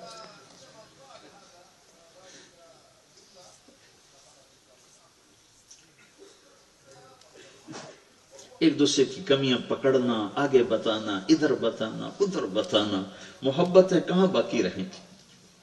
دل پھٹیں گے نہیں تو اور کیا ہوگا؟ تو آپ نے ایک دم آپ کی طبیعت پہ جو اثر تھا وہ زائل ہو گیا۔ ام سلمہ کی بات سے آپ نے کہا بلا لو، دونوں کو بلایا، بیعت فرمایا، کلمہ پڑھایا، ان کے لیے جنت ہو گئی ام سلمہ کے ایک بول کی وجہ سے۔ اور پھر جب اس کے فوراً بعد تو حنین کی جنگ ہوئی تو 12,000 کا لشکر بھاگا ہے اور 18 آدمی ساتھ رہ گئے آپ کے ساتھ، 18 باقی سب بھاگ گئے، 18 رہ گئے۔ ان 18 میں ابو سفیان بن حارث بھی تھے جو آپ کے خچر کی لگام پکڑ کے ساتھ کھڑے ہوئے تھے۔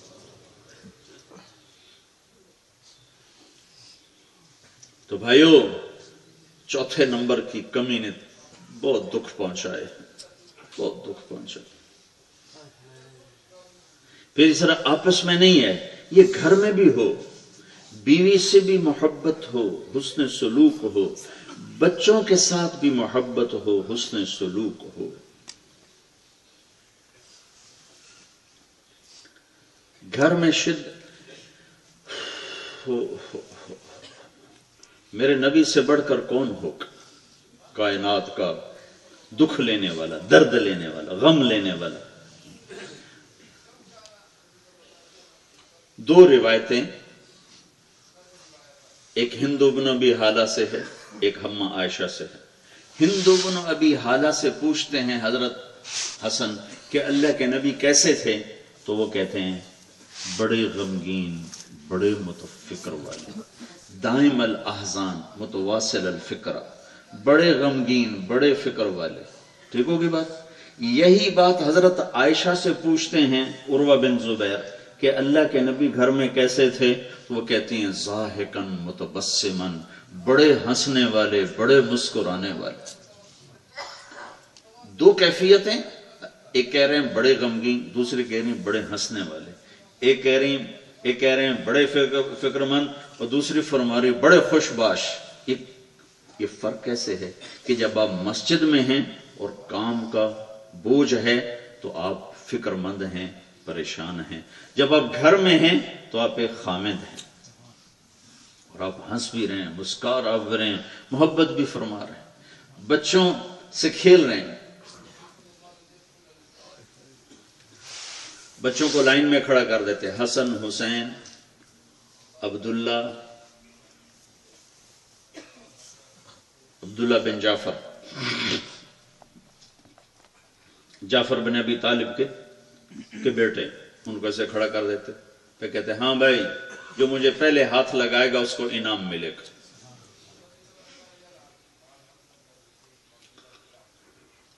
تو وہ سارے بھاگتے بچے، کوئی آپ کے گود میں گرتا، کوئی سر پہ چڑھتا، کوئی کمر پہ چڑھتا۔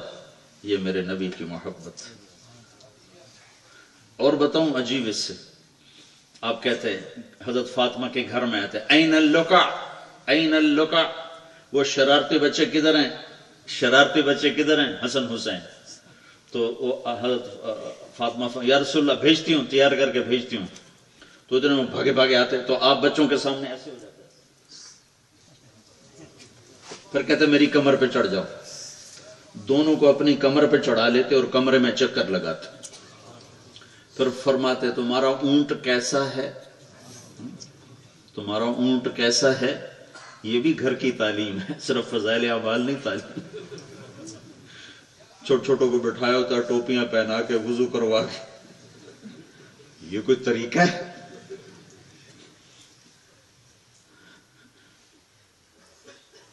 ذہن سازی کا نام تعلیم ہے، صرف فضائل اعمال کا نام تو تعلیم نہیں ہے۔ چکر لگا رہے ہیں، تمہارا اونٹ کیسا ہے؟ امامہ بنت زینب رضی اللہ تعالی عنہ، حضرت زینب کی بیٹی، ان کو اٹھایا ہوا ہے اور فرض نماز پڑھا رہے ہیں، نفل نہیں، کیا کہہ رہا ہوں، نفل نہیں، فرض نماز میں یہاں بٹھایا ہوا ہے، نماز پڑھا رہے ہیں، اور رکوع میں جاتے ان کو اتارتے ہیں، رکوع کرتے ہیں، سجدہ کرتے ہیں، پھر اٹھا کے کھڑے ہو جاتے ہیں۔ فیصل آباد میں ہمارا ایک ساتھی تھا، گھر میں تعلیم کروا رہا، اس کا چھوٹا بچہ کوئی 3-4 سال کا، وہ آ کے باپ سے لپٹ کر ایک تھپڑ مارا، یہ تعلیم ہو رہی ہے، مذاق نہیں ہے، چھوٹا بچہ رو رو اس کا برا حال ہو گیا، یہ گھر کی تعلیم ہو رہی ہے۔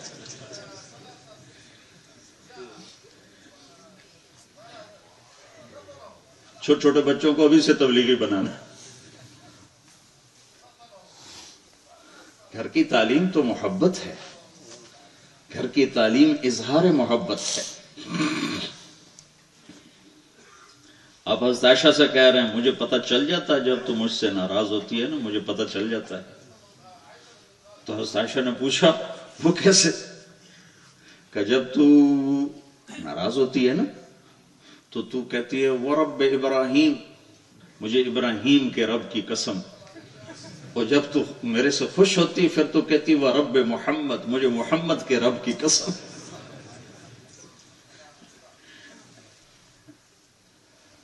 تو انہوں نے کہا لا احجر الا اسمک یا رسول اللہ، میرے دل میں اس وقت بھی محبت ہوتی ہے، صرف میں تو لاڈ میں آپ کا نام چھوڑ دیتی ہوں، ابراہیم کا نام لیتی ہوں۔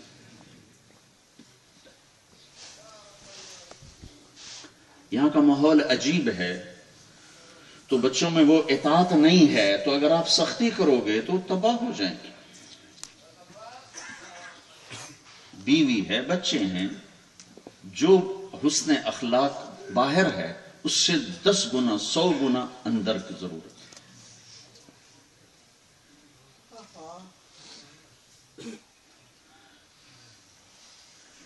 ایک جگہ میں گیا تو وہاں ہمارے ساتھی تھے، ہماری ذمہ دارہ جماعت تھی، اس کے ساتھی تو فوت ہو گئے، تو ان کے بچوں کے پاس میں ٹھہرا، تو وہ شروع میں بڑے ڈرے ہوئے تھے کہ پتہ نہیں مولانا طارق جمیل آ رہے ہیں کیا ہوگا، تو میں بڑا بے تکلف ہو کے ان کے ساتھ رہا۔ تو 2 دن کے بعد اس کا بڑا بیٹا کہنے لگا مولانا اگر ہمارا باپ بھی ہمارے ساتھ ایسا ہی کرتا جیسے آپ نے کیا ہے تو ہم تبلیغ میں لگ جاتے۔ ہمارا باپ اوروں کے پاؤں پکڑتا تھا، ہمیں جوتے مارتا تھا، اوروں کے آگے ہاتھ جوڑتا تھا، ہمیں ڈنڈے مارتا تھا۔ اس نے ہمیں مار پٹائی سے تبلیغی بنانا چاہا، نہ ہمارے پاس دین رہا نہ تبلیغ رہی، کچھ بھی نہیں رہا۔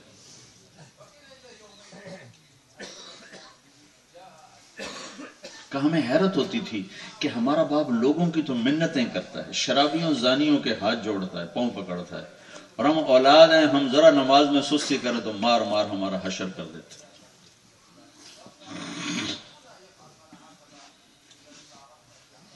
تو گھر، وہی محبت گھر میں بھی ضروری ہے، حسن سلوک سے۔ میں مولانا کے پاس بیٹھا ہوا تھا، مولانا سید خان صاحب رحمۃ اللہ، تو ایک کراچی کے تاجر آئے، چھوٹا بچہ ساتھ، کہا جی یہ میرا بیٹا ہے، دعا فرمائے اللہ اس کو عالم بنائے۔ اس سے پہلے ہمارا بھی یہ ذہن تھا کہ تبلیغ میں لگے بچوں کو عالم بناؤ، حافظ بناؤ، یہ ذہن تھا۔ میں ادھر بیٹھا تھا الٹے ہاتھ، مولانا ادھر سیدھے ہاتھ بیٹھے، تو اسے سامنے سے آئے، حضرت جی میرا بچہ ہے، دعا کریں اللہ اس کو عالم بنائے۔ تو آپ نے فرمایا اللہ آپ کے بیٹے کو نیک بنائے۔ تو مجھے خیال آیا کہ اس نے کہا عالم بننے کی دعا کرو، یہ کہہ رہے ہیں نیک بنے، تو میرے اندر میں یہ ایک سوال اٹھا، تو اس پر مولانا خود ہی بول پڑے تھوڑی دیر بعد کہ اللہ نے ہمیں اولاد کے بارے میں جو دعا سکھائی ہے وہ ہے رب ہب لی من الصالحین، اے اللہ مجھے نیک اولاد عطا فرما۔ عالم اولاد کی دعا نہیں فرمائی، نیک اولاد کی دعا بتائی ہے۔ دیکھو بھائی، نیک بننا فرض ہے، عالم بننا مستحب ہے۔ آج کے دور میں عالم بننا مستحب ہے، پورا علم، ہاں دین کا علم جو میرے لیے ضروری ہے وہ سیکھنا تو ہر مسلمان پہ فرض ہے، جس کی تبلیغ میں دعوت دی جا رہی۔ تبلیغ کی دعوت یہ نہیں ہے کہ بچوں کو عالم بناؤ، تبلیغ کی دعوت ہے کہ ہر مسلمان اپنے اپنے شعبے میں اپنی ضرورت کا جو فرض علم ہے اس کو سیکھے۔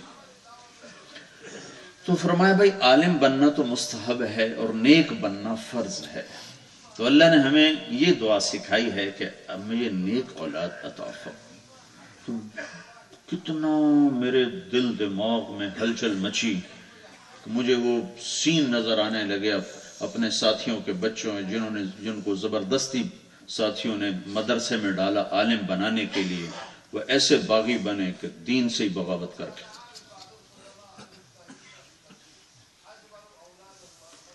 نیک بنانا ضروری ہے، عالم بنانا نہیں۔ تبلیغ والے بنے، علم والے بنے، یہ تو میرے رب کی عطا ہے، اللہ جس کو دے دے۔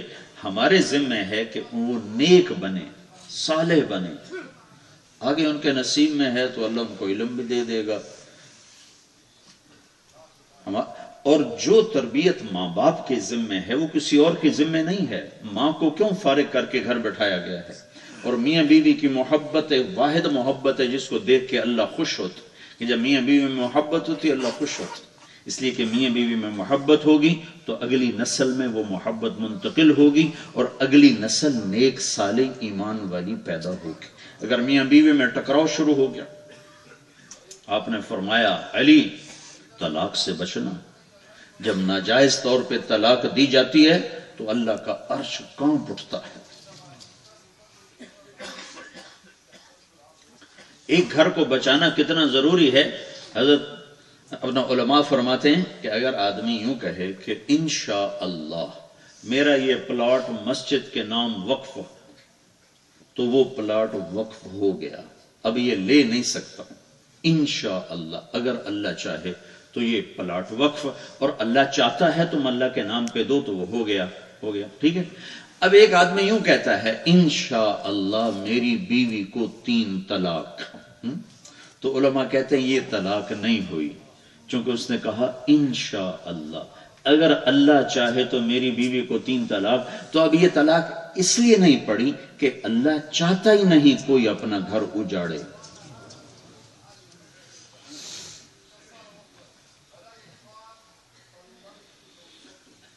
تو گھروں کی معاشرت یہ پورا دین ہے، پورا دین ہے، اس پر پوری سورت نساء، سورت تحریم، سورت طلاق، سورہ مائدہ، یہ گھر کی زندگی سے بھری پڑی ہے۔ اپنے بچوں کے ساتھ کیسے سلوک کرنا ہے، بیویوں کے ساتھ کیسے سلوک کرنا ہے۔ ایک نوجوان تبلیغ میں لگا اور گھر میں ٹکراؤ شروع ہو گیا، چونکہ وہ تبلیغ میں لگتے ہی جاتے ہی ٹیلی ویژن توڑ دو بھائی، تو نے پردہ کرنا ہے، تو نے کسی کے سامنے نہیں جانا ہے۔ اب وہاں لڑائی اور ہنگامہ شروع ہو جاتا ہے، کیونکہ ہر چیز تدریجاً آتی ہے، دھیرے دھیرے آتی ہے، آہستہ آہستہ آتی ہے، ایک دم تو کرنے سے ہنگامے شروع ہو جاتے۔ تو وہ میرے پاس آ گیا، کہا جی وہ تو میری اور بیوی کی بڑی لڑائی ہو گئی ہے، مہربانی کرو کوئی وظیفہ بتاؤ۔ میں نے کہا وظیفہ بیویوں پہ اثر کرتا ہی نہیں۔ تو کہنے لگا پھر کیا کروں؟ میں نے کہا تم ایسا کرو جو اللہ کے نبی کرتے تھے۔ اب حضرت عائشہ کو لقمے بنا بنا کے کھلاتے تھے۔ حضرت عائشہ رضی اللہ عنہ گوشت، بڑے بڑے گوشت کے ٹکڑے کھاتے تھے، اور بڑا بڑا گوشت ہوتا، تو حضرت عائشہ ایسے گوشت کا ٹکڑا اٹھاتے اور اس کو ایسے دانتوں سے کاٹتی تھے، پھر سارا تو کھا نہیں سکتی تھی، پھر نیچے رکھا، پھر روٹی کا لقمہ اٹھایا، تو اللہ کے نبی وہی ٹکڑا اٹھا لیتے تھے، تو جہاں سے حضرت عائشہ نے کاٹا ہوتا تھا ان کو دکھا کر وہاں سے ایسے ایسے کاٹتے تھے۔ پھر بڑے بڑے پیالوں میں پانی ہوتا تھا تو حضرت عائشہ اٹھا کے پانی پیتی، تو جہاں اما عائشہ رضی اللہ عنہ جہاں سے پیتی وہیں سے اللہ کا نبی عائشہ کو دکھا کر وہاں سے پیتے تھے، وہاں ہونٹ رکھتے تھے اور بٹھا کے، اور حضرت عائشہ کو آٹا گوندھ کے دیتے تھے، چونکہ اما عائشہ کو آٹا گوندنا آتا نہیں تھا شروع میں، پھر گوندنا آ گیا تو شروع میں آٹا گوندھ کے دیتے تھے کہ روٹی ہو۔ تو میں نے کہا تم ایسا کرنا 2-3 لقمے اس کے منہ میں ڈال دینا، انشاءاللہ خوش ہو جائے گی۔ عورت بیچاری کے کیا، کچھ دن گزرے تو اس کا ویسے ہی فون آ گیا میرا حال پوچھنے، تو میں نے کہا وہ میرے بات پہ عمل کیا تھا؟ کہنے لگا نہیں۔ میں نے کہا کیوں؟ کہنے لگا شرمت۔ میں نے کہا کمزور سے لڑتے ہوئے شرم نہیں آتی؟ تمہارے ہاں عورت مضبوط ہو تو پتہ نہیں، ہمارے ہاں تو بیچاری کمزور ہے۔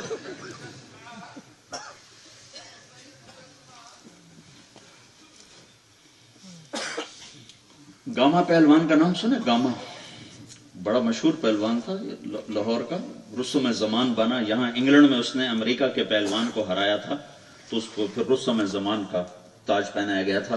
پھر اس نے اس کو دوبارہ دعوت دی تو پٹیالہ میں دوبارہ مقابلہ ہوا تھا تقسیم سے پہلے، تو پھر اس نے اس کو ہرایا تھا، تو ڈبل اس کو رستم زمان کا ٹائٹل تھا۔ تو لاہور کے اندر رہتا تھا، تو سبزی والے سے سبزی خریدنے لگا تو کسی بھاؤ پہ بات پہ تکرار ہوا تو سبزی والے نے غصے میں گلاس اٹھا کے گامے کو مارا، اس کے یہاں لگا، کن پٹی پہ خون نکلنے لگا، تو اس نے پگڑی کھول کے اس کا ایک بل یوں دے کے اس کو باندھ کے چپ کر کے چل پڑا۔ تو لوگوں نے کہا استاد جی اتنے بڑے پہلوان اور یہ ماڑے سے سبزی والے سے مار کھا لی، یہ کیا؟ تو وہ کہنے لگا کمزور پہ ہاتھ اٹھاتے ہوئے شرم آتی، ہائے ہائے کیا اخلاق تھا، کمزور پہ ہاتھ اٹھاتے ہوئے شرم آتی، ورنہ وہ تو پھونک بھی مارتا توڑ جاتا۔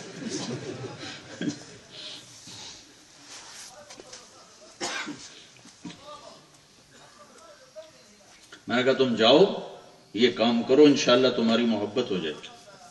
تو کوئی 2 گھنٹے بعد اس کا فون آیا، میں نے کہا مول صاحب تو کمال ہی ہو گیا، کیا ہوا؟ میں نے کہا اس کے منہ میں جو میں نے لقمہ ڈالا تھا اس کا منہ کھلا ہی رہ گیا، حیران پریشان۔ وہ کہنے لگی یہ تمہیں کس نے سبق پڑھایا ہے، تم خود تو نہیں کرتے ہو؟ تو اس نے کہا مجھے مولوی طارق جمیل نے پڑھایا۔ کہا اللہ اس کا اور اس کے بچوں کا بھلا کر۔ ایک ہمارے ساتھی ہیں ذمہ دارہ جماعت میں چلتے ہیں، کافی عرصے سے ہم اکٹھے چل رہے ہیں، وہ راجپوتوں کی شاخ ہے رانگڑ، میں بھی راجپوت ہوں، راجپوتوں کی شاخ ہے رانگڑ، اس میں سے۔ تو میں نے ان کے گھر فون کیا تو وہ تھے نہیں، تو میں نے کہا پھر ان کو بتا دینا کہ میں نے فون کیا۔ تو بعد میں پھر وہ ملے تو کہنے لگے مولانا بڑا لطیفہ ہوا۔ کیا ہوا؟ کہ جب میں گھر آیا تو میری بیگم نے کہا وہ تمہارے مولوی کا فون آیا تھا، تمہارے مولوی کا فون آیا تھا رانگڑ میں تمہارے۔ میں نے کہا کون مولوی؟ کہ وہی جس نے تمہیں رانگڑ سے انسان بنا دیا۔ اس نے کہا اللہ کی بندی پہلے میں انسان نہیں تھا؟ کہا نہیں پہلے بالکل نہیں تھے۔ کہا کیسے؟ کہ تو بتا تیری میری شادی کو کتنے سال ہوئے ہیں؟ میں نے کہا 27 سال۔ کہ 27 سال میں کبھی ایک دفعہ ہنس کے مجھ سے بات کی تم؟ کبھی ایک دفعہ؟ 27 سال۔ میں سوچ میں پڑ گیا کہ ہاں واقعی نہیں کی۔ کہ جب سے اس مولوی کے ساتھ تو چلا ہے تو تیرے منہ پہ مسکراہٹ دیکھی کہ میں چوتھے نمبر کو بہت زیادہ بیان کرتا ہوں، گھر کی زندگی کو بہت زیادہ بیان کرتا ہوں۔ مجھے جاپان سے ایک ساتھی کا فون ہے کہ آپ مولانا طارق جمیل بول رہے ہیں؟ میں کہا جی۔ تو اس نے رونا شروع کر دیا، رو برا حال۔ کہ میں 5 سال پہلے اگر آپ کا بیان سن لیتا تو میرا گھر اجڑنے سے بچ جاتا۔ میں نے گھر میں سختی کی، میری بیوی بھی میرے بچے بھی سب میرے ہاتھ سے نکل گئے۔ کاش میں 5 سال پہلے یہ باتیں سن لیتا تو میرا گھر نہ اجڑتا۔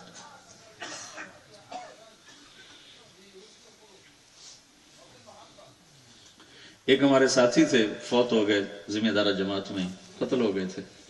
ان کا نوکر ساتھ آتا تھا، بڑے سردار تھے، نوکر ساتھ آتا تھا، کوئی 60-65 سال کی عمر کا۔ تو وہ بھی یہ سنتا تھا، مذاکرے بھی بیان بھی۔ تو وہ کہنے لگا سائیں اب تمہیں پتہ نہیں وہ ہماری زبان سمجھ میں نہیں آئے گی تو پھر ترجمہ کر دوں گا۔ کہ سائیں میں اپنی زال کو آکھیا ہے میڈا جی ہے میں تکو کھاڑ تے بلاواں تیرے پیر دھوتے پیواں۔ میرا دل یہ ہے کہ اپنی بیوی سے میں نے کہا اب میرا دل یہ کرتا ہے میں تمہیں چارپائی پہ بٹھاؤں تیرے پیر دھو کے پیوں۔ تو مجھ سے کہنے لگی لخ لعنت 60 سال لتر مارے نہیں۔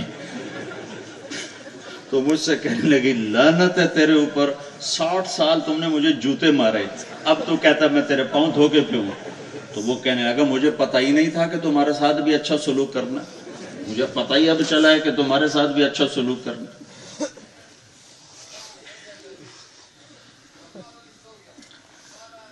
تو بھائیو معاشرت گھر میں بھی یہی بچوں کے ساتھ یہاں بغاوت زیادہ ہے، ہمارے ہاں بھی ہے، ہو چکی، لیکن یہاں زیادہ ہے تو اتنی ہی زیادہ محبت۔ تو مولانا سید خان صاحب رحمۃ اللہ علیہ ملتان کا اجتماع تھا تو وضو کر کے نکلے اور ایسے ہاتھ میں تولیہ، مولوی فاروق صاحب نے تولیہ پکڑایا تو یوں تولیہ ہاتھ میں اور فرمانے لگے، میں سامنے کھڑا تھا ظہر کی نماز کے لیے تیاری کر رہے تھے، فرمایا میں یوں کہوں جو جتنی بے اصولی کرے اس سے اتنی زیادہ محبت کر۔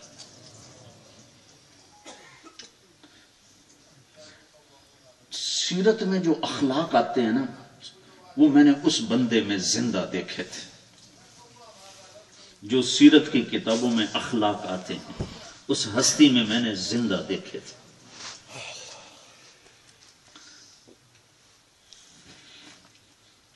تو محبت ہر چیز کو لپیٹ لیتی ہے. شدت. ایک حدیث سن لو، ان اللہ لا یعطی علی الرفق ما لا یعطی علی العنف. اے عائشہ، جو اللہ نرمی پہ دیتا ہے وہ سختی پہ کبھی نہیں دیتا.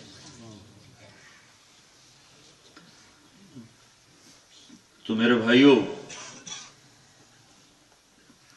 اگلے اعمال بھی آپ کے سامنے آنے والے ہیں، تو میں بات زیادہ لمبی نہیں کرتا.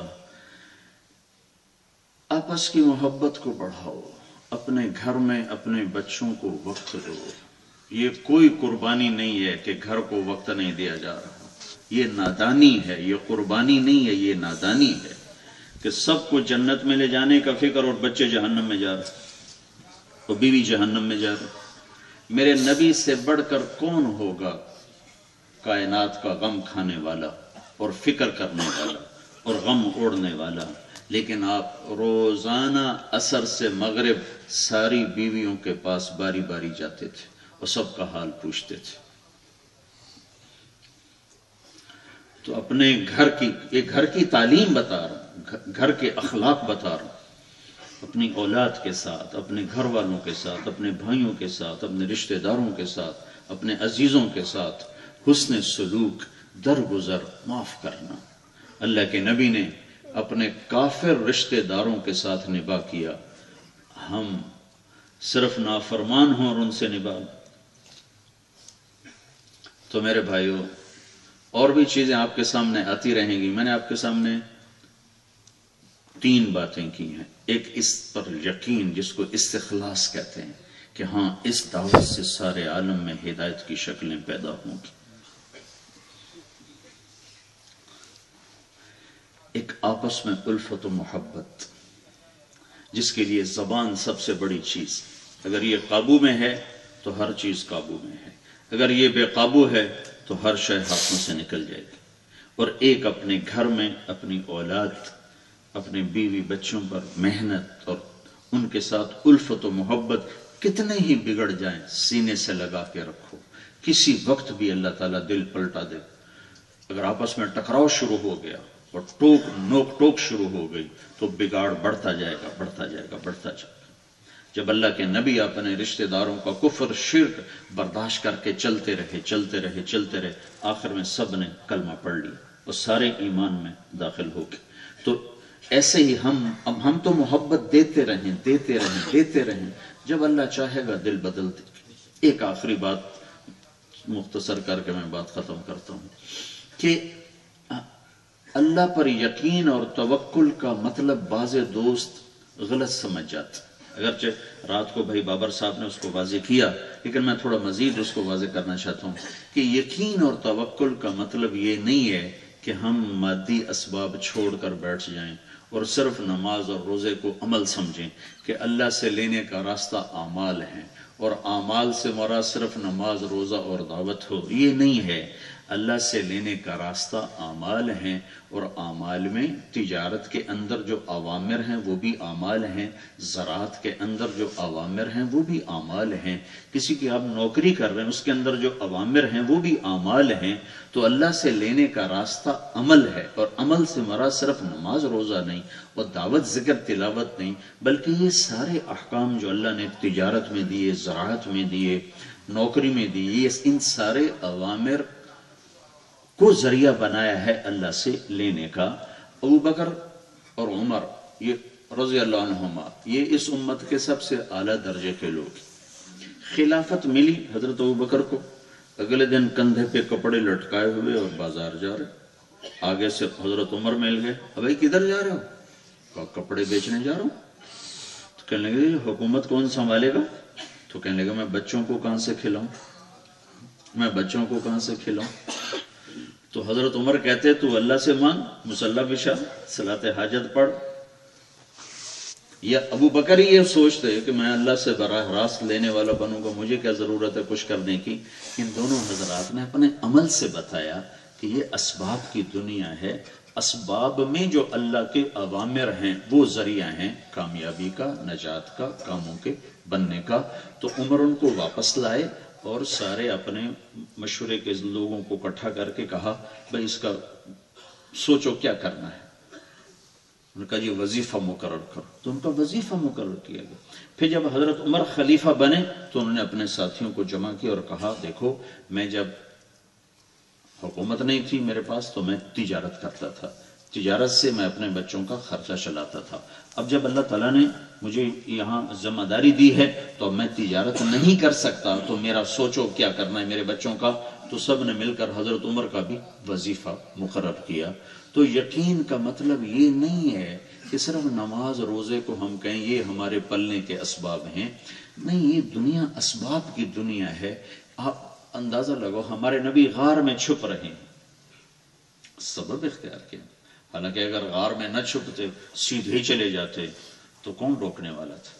لیکن غار میں چھپنا یہ بتایا ہے کہ جب تم کمزور ہو تو تمہیں کیا کرنا ہے. تو یہ اسباب کی رعایت بڑی ضروری ہے، بڑی ضروری ہے. اور آخری بات یہ بھائیو کہ اپنی زبانوں کو سچ کا بھی عادی بناؤ، جھوٹ سے بچو.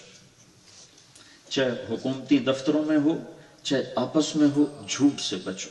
میرے نبی سے پوچھا گیا یا رسول اللہ کیا کوئی مسلمان بزدل ہو سکتا ہے؟ آپ نے کہا ہو سکتا ہے. کیا کوئی مسلمان بخیل ہو سکتا ہے، کنجوس؟ آپ نے کہا ہو سکتا ہے. یا رسول اللہ کیا کوئی مسلمان جھوٹ بول سکتا ہے؟ جھوٹ نہیں بول سکتا، جھوٹ نہیں بول سکتا. تو اپنی اخلاق میں سچ کو زندہ کرو کہ آپ کی زبان پر سچ کے سوا کچھ نہ نکلے. کہ میرے نبی کا فرمان ہے الصدق ینجی والکذب یہلک، سچ نجات دیتا ہے اور جھوٹ ہلاک کرتا ہے. سچ میں نجات ہے اور جھوٹ میں ہلاکت ہے. ایک کوفہ میں بزرگ تھے تو ان کی سچائی بڑی مشہور تھی. ان کے 3 بیٹے حجاج کے خلاف بغاوت میں شریک ہوئے تو رات کو چھپ چھپا کے گھر پہنچ گئے. سعید بن جبیر جس میں قتل کیے گئے اسی میں یہ بھی شریک تھے. تو اس نے ان کو بلوایا کہ آج میں ان کے سچ کا امتحان لیتا ہوں. ہاں بھائی وہ تیرے بیٹے جو میرے خلاف جنگ میں شریک ہوئے تھے وہ کدھر ہیں؟ تو کہنے لگے زندگی موت تو اللہ کے ہاتھ میں ہے، رات کو گھر پہنچ گئے تھے. تو حجاج نے کہا تیرے سچ پر تینوں کو تجھے ہدیہ کرتا، اور میں نے تینوں کی گردنیں اڑا دینی تھی. تیرے سچ پر تینوں تجھے ہدیہ کرتا. تو بھائیو اس زبان سے سچ کے سوا اور کچھ نہ نکلے. جھوٹ سے دور چلے جاؤ.